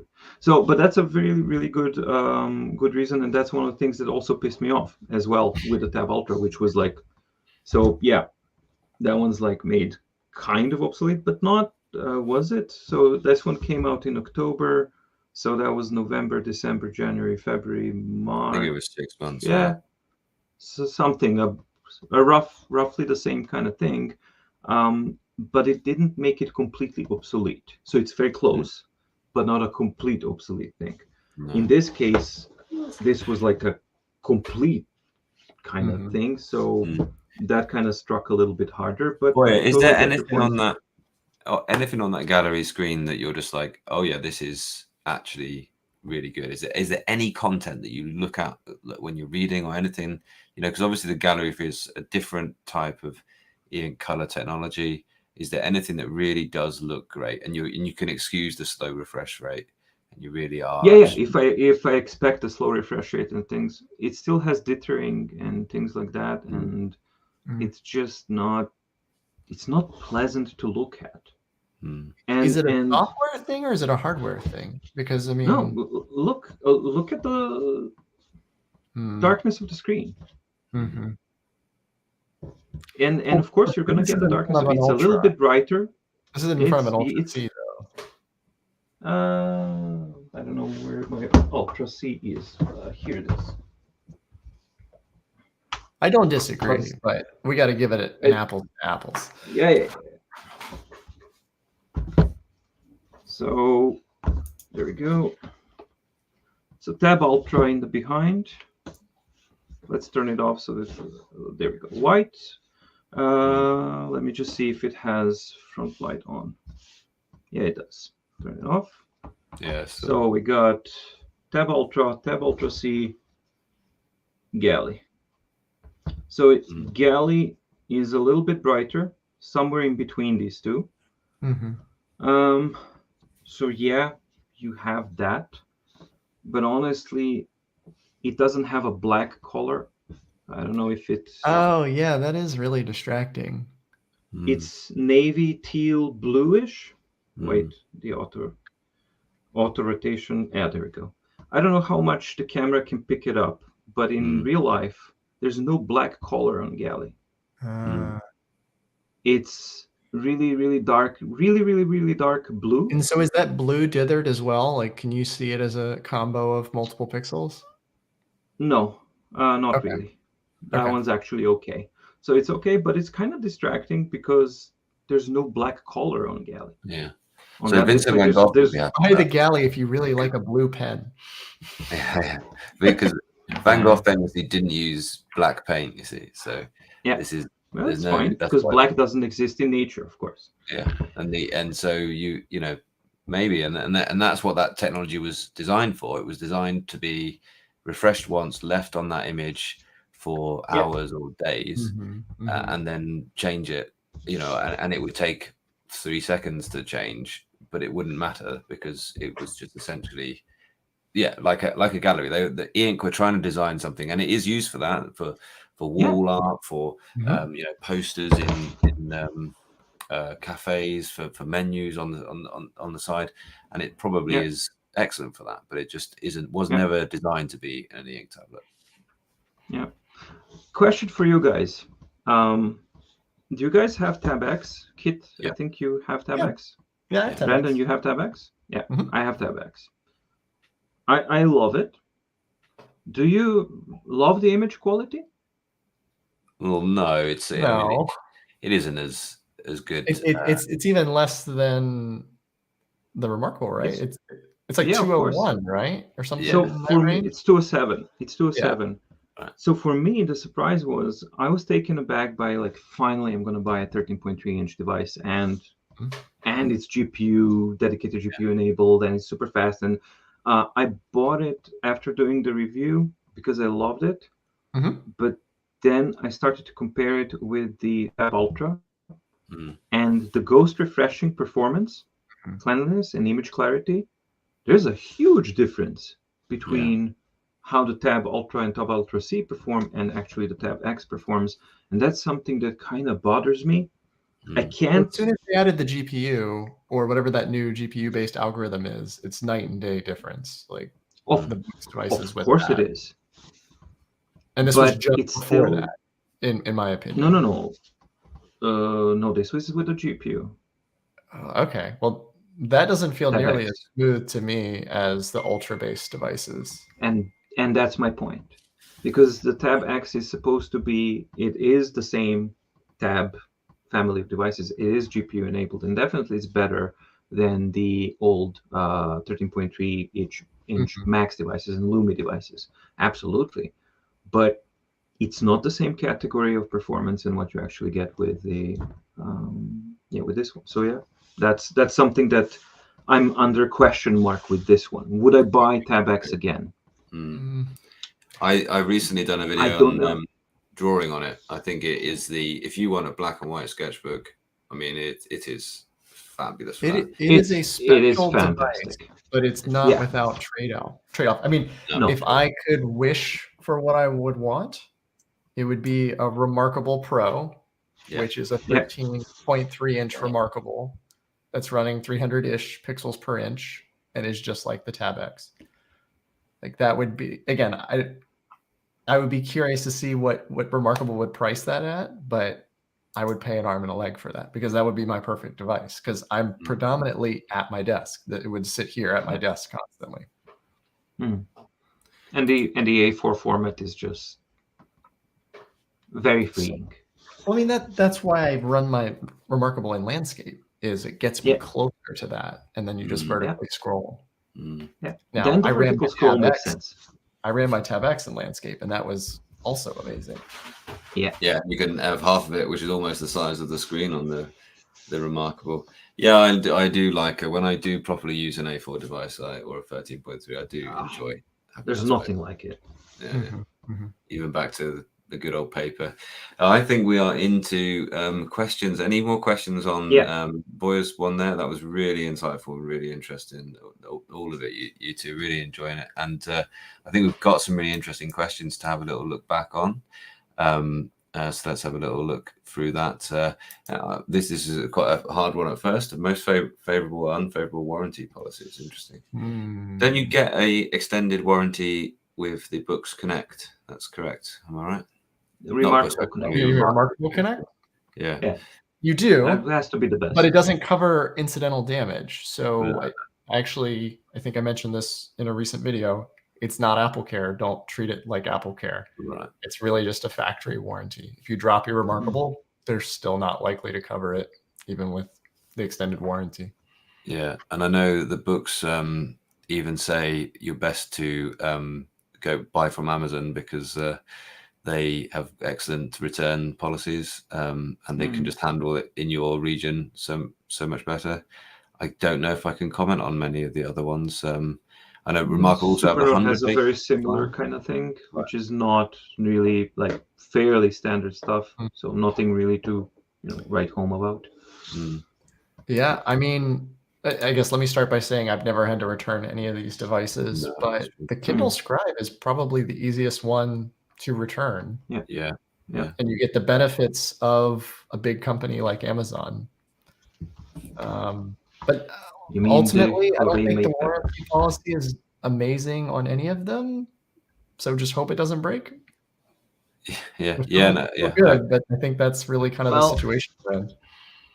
I wouldn't say just hope it doesn't break. Actually, I would just give a piece of advice, which is if you buy a device that's pricey and that you like and that you want to use, buy an insurance on it. Like 30-party insurance on it, and that's not going to be expensive, especially if you tack it on top of your existing insurance plan. And that way, you are not depending on the return policies, the warranties, or anything like that. You buy your own insurance policy, and then you have your devices insured. So that you can do for the devices that are important to you, so that when accidental damage does happen, you are covered and you don't think about that. And you're not dependent on, hey, what about yes, for example, with the books, yes, but we have the return fee and then storage fee and then this fee and then this and that, and then you get a little bit of it. You never get your import tax back and things like that. I mean, in the long run, if you're going to have a device that you're going to keep for years, you get an insurance on it and you don't think about it. That's just the normal way of doing things. Another interesting one here. Best Reader Foremost also has note-taking capabilities. I think unless you are absolutely, if you use Kindle, I think the Kindle Scribe is a good reader with note-taking. I'll say that sounds like Kindle Scribe to me. It does, yeah. But also the Kobo Ellipsa 2e is actually a really nice device, and actually it's plastic. It feels a bit lighter. It's there's something nice about that device. I think we all were pleasantly surprised by that. You'd lose the Wacom Myanmar stylus, which is like the heart of the note-taking. That's the heart of the Remarkable note-taking feel, isn't it? And that's really one of the big things of this whole sort of revolution of e-ink tablets that we've had in the last sort of 5 years has been the Wacom Myanmar stylus. And you don't get that on the Kobo. But then if you want to use any cloud library for reading, then it's got to be a books device, really, as a great reader. Probably the Note Air. For me, still. Yeah, if it's a combo, because we have a 50-50 question as well, it's got to be a books device. Excellent. Where's the tech? There's a couple about syncing to clouds. There's been a few about this. I think we've actually covered this quite a bit earlier on in the thing. Convert it to digital font. For me, the best integration of that is the Supernote. But actually, they're all quite good at this now. Even the Kindle Scribe has a rudimentary handwriting recognition and then change things. I think that it's a difficult one. Uploaded to a cloud software, and do you have to pull it out and put it back in? Probably still the worst. Although the thing about the books handwriting recognition is you can use it everywhere. You can any text box. I think for me, I do this a good bit. I mean, the key thing for me is I have the Remarkable app running on my computer, and I convert whatever the handwriting is, and then I just copy it right out of the and app. you're editing on your normal keyboards. And so it's about workflows, really, isn't it? Yeah, I mean, they all do the basics. It's really about reducing friction here and a workflow that works for you. I think the accuracy is pretty good there. I did a video on that even before the Scribe had it. And Supernote, Remarkable, and Books were all within like 90+% accuracy. Cool. I think, Voya, you might want to lead on this one. What do you think about Books' ability to develop and optimize their devices? Because Voya's made the point regularly, which is an interesting point, that Books make updates so thick and so fast that they don't always sit well together, if that makes sense. And they change some key things that you sort of used to doing on the device, and it changes the functionality in a way that makes you sort of feel like you've lost skills. And you've lost a key piece of the device. Now, I also think that Books updates are massive, and they introduce a lot of noise. Talk about distraction, right? First of all, massive distraction to suddenly force a user to unlearn things that already took a long time to learn, because it's not the most intuitive. It's one of the most unintuitive platforms out of the big ones that we're talking about. And then on top of that, you force it is the most unintuitive. Yeah, the most. All the tools are there. You got to go find them, though. Oh my God! Do you really have to dig with a pickaxe and a map and a flashlight and the whole stick? And then you finally, manage to make a routine, and 6 months, it takes you 6 months to get there. They issue a big update, which suddenly scrambles all the options all over the place. And that introduces a lot of noise. However, what it also happens is that in those updates, they are introducing really meaningful and good things. They are gradually, definitely improving the platform. But I will just kind of go back to the whole thing. A lot of noise is there, and it's like 3 steps forward, 2 steps back. And then the 2 steps back really sit bad with you, so you forget about that 1 step forward that did happen. And continually, we do get a bit, but not much. And along that line, I always feel like there's a better way to do something on the Books. And so instead of focusing on what I'm supposed to be doing, anytime I feel friction, I go down the rabbit hole of, can I remove that friction? And it brings me back to the Remarkable, which is, I know what it can do, I know what it can't do, and there are no questions. It is what it is, and for good or for bad, it's forthright. This question is an interesting one here. It's straightforward and honest. Yeah. So how does the Tab Ultra-C handle large text documents, both in file size and word count? Yeah, it's fine. And it is, you've got over 100,000. I don't know whether I've tested specifically that sort of word count, but the thing is that you can have, both in your, you've actually followed up, I think you're interested in both in like a Word file or, or its own word processor. I've never got anywhere near that length in its own word processor. But certainly within Word, I've handled and scrolled through and edited and manipulated cloud files within Word, and it does it as you'd expect an Android tablet to do. So you can feel confident, I think, from our responses on that one. I think it can handle workloads as best as any of the others. I mean, by far, I think it can handle that the best. Yeah, excellent. More questions. Should we expect more memory and storage on the A5X2? I don't think so. Am I right in saying that? I think it's started to. Yeah. It's a bit awkward, right? Which is, we're replacing this device. The hardware inside is going to be a little different, but you shouldn't expect better performance. They're also doing this because they don't want you to feel that you're an A5X owner and your device has become obsolete. And that is, there is a difficult line for companies to tread on this. On the one hand, you've got the valid criticism that companies put out new devices so quickly. That is also their way of developing, and that is also their way of moving technology on. And we don't have the same criticism often leveled at Apple every year for putting out a new iPhone. and that is just expected from them. But we also, in the world of right to repair and replaceable batteries being insisted on, that they are trying their best to do a responsible, the opposite of a responsible consumer, a responsible producer of tech. And I applaud them for that, and I'm interested by that. And I'm wondering whether I need to try out and review the A5X2, because what they're saying is, what are the changes? The replaceable battery. Different spine on the back, different spine on the back, and different end. Yeah, different SoC. Let me give you a hypothetical, Kit. Your A5X burns today, and you need to replace it. Do you buy an A5X, or do you wait for A5X2? Yeah, right now I do that, because I think that's the one that is coming. No, isn't the A6X2 coming in November? Is that right? Yeah, I think it's first A6X2 and then A5X2. Okay, so let's use the 6 as the example. You wait for a 6X2. Yeah, well, my wife's the user of that, so I'd have to ask. She uses that one and loves it, and absolutely loves it for what she does. But I probably do wait for that. I don't think the rail on the back is enough of a flaw, but just knowing it's the newer system on chip, I think is worth having at this point. Well, and for as long as they support a device, I would want the modern hardware when they do refresh it, because they don't intend to refresh it again for a while until their hand's forced. Or do you actually just wait for the Slim to come out, the A5 Slim, which has been discussed for a long time?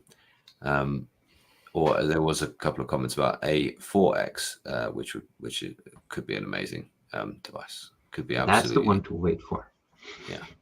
Alan Tech has just asked, or Alien Tech has just asked, do they update the RM1 to match the RM2? But there must be a point where they're not going to do that. Surely there must be a point where that hardware just won't handle the RM2, or in the next iteration of device, do they then finally say, no, we can't actually keep the exact same software running, because it is the exact same software. It certainly has been for some time. Wouldn't be surprised if you lose Remarkable 1 support whenever Remarkable 3 comes. I think when we get to OS 3, when we get to OS 3, I don't see how this is sustainable. No, 2 point something. I thought we were technically on 3. Are we? No, sorry. We are on 3 since the typing thing. Sorry.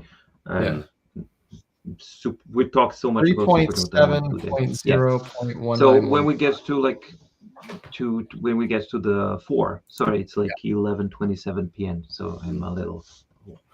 It's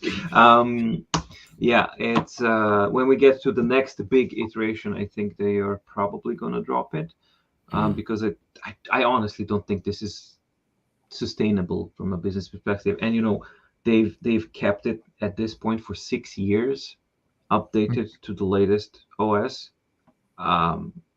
That's a big run, and that's a really, really nice thing to actually see, that you have a 6-year-old device that's still running the current software. Cool. One more? Yeah. Let's do this one. Interesting. The single most important feature you consider when using any of these tablets. From watching this, I'm sure, absolutely right. We would all have varying opinions. When I read this a little while ago, Vladimir, when I started and thought about this, I would say now it's become the ability to use Android apps. For me, I spend probably more time in Android apps of one description or the other than I do in the Notepad or in the simple PDF reader. And that's an interesting one. I wasn't expecting that. I was quite skeptical when Tab Ultra came out. Tab Ultra came out. It was announced. I was quite skeptical at the marketing of like a e-ink PC. I still think that's an incorrect piece of marketing, because I would second your opinion of that. Yeah, but it is the closest to that experience that you can currently get. And so for me, that's currently the single most. I'm now a little bit frustrated by the devices that don't allow me to do any or integrate it with any app that I wish to. But I'm a user of Android, and I like that. And when I started, I wanted just a Notepad replacement. And that is still the main kind of thing that I do on it. I would say is be my planner, and I use so many different ones that I'm constantly having to live with this.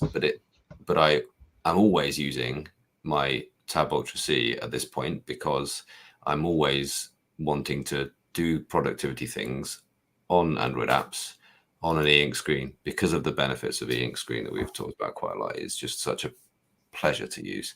The real hero of this entire thing is the company e-ink. They are making some amazing things, and these companies have just seen a new use of e-ink, rather than it just be for your small e-readers, and they have really risen to the kind of task. And it's actually been the last few generations of these color screens that have got it close to the speed that you need to be a productivity power. So that's my answer to that one. Yeah, it's apps. Yeah, and I would just address on after giving the S6 a really rough time, that it is also utilizing that color e-ink technology, and this is a really good demonstration of what you can actually get out of that panel without the use of the book's GPU device. Because on its own, if it didn't trump the galley and if it wasn't the whole kind of thing, this is actually a device that does show in a really good way what you can get and where we are at in 2023 with the e-ink technology, which is a really good place to be. Now, as far as my own answer goes to what's the single most important feature I consider when using any of these tablets, I can't really call that a feature, but for me is, does this device make me happy or not? So it's a completely different kind of thing, and that varies from the device to device, and I can't really predict what about the device is gonna make me happy about it. Why the happiness? Because it's gonna make me want to interact with it, warts and all, right? So I'm gonna be far more likely to use that device, despite all of these devices have strong points and weak points. So I would be far more inclined to use it if I have an emotional connection that I have formed for some reason. For example, case in point, my Note Air 2. Oh, I still mourn it, right? Because I've sold it. But once I've gotten it, and then Supernote came in with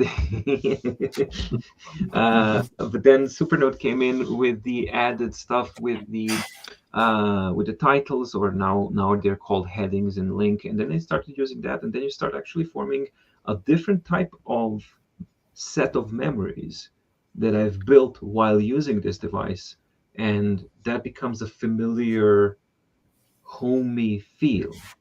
And that's the same thing that you get with any device that gives you, like Brandon says, it's like whatever, warts and all, but remarkable too is for me that. And I'm pretty sure that it feels like home for you, as the book's Tab Ultra probably feels like home to Kit, right? So for me, it's that. I can't predict what it will be on different devices. It will vary from a device to device, and it's as subjective as it can possibly be. But does the device make me happy or not? Yeah, and I think mine is similar. Mine's kind of a theme. I'd say that theme is distraction free. And so my whole goal here is, what device enables me to go into deep focus and get out of my way. And so I've tried it with the books, and I always end up coming back to the Remarkable. And it's because of that distraction free, and that it allows me to just integrate, like you were saying, like it makes you happy and you enjoy using it. So yeah, that's for me. Yeah. And the other thing is, I would say is, I did a similar overview of the Lenovo in my review of it, and I ended by saying it's all of these things, but it's still brilliant, because an e-ink notepad is an excellent thing, and these are an excellent category of devices. And so think That's a great point. With any of these, I wouldn't go back to my Moleskine for them. For sure. Like, there's no going back. Couldn't go back, and that's worth knowing. So that has been absolutely amazing. It's been over 2 hours now, but we are back again on the 29th of October. We are trying our best to ensure this is going to be our thing. We're always going to have one date in the diary for the next time. That might be subject to change, obviously. Be looking out for notifications. Be looking out for you know what I'm trying to say. Look out. Yeah. We'll post something, a new thumbnail with a new idea of what we'll discuss next time. Thanks so much for hanging out and asking good questions and Thank you making so good much. comments. Isn't it great? Thank you all so much. This has just been great fun, and we've got. Sorry, we haven't been able to answer all of your questions. Yeah. Really appreciate for everybody's attention and question and engagement and everything, and thank you again to both you guys, Brendan and Kit, because this is like a really nice thing to have, like super niche area to nerd out in. Where do we find 3 people who want to talk about this stuff for 2 hours and get excited about this? That's just freaking precious. So thank you guys. Do let us know down in the comments what you'd like to see us discuss in the future, and thank you so much to each of you who watched. Really appreciate it. Awesome. Definitely. Bye guys. Well done everybody. Bye. Thank you.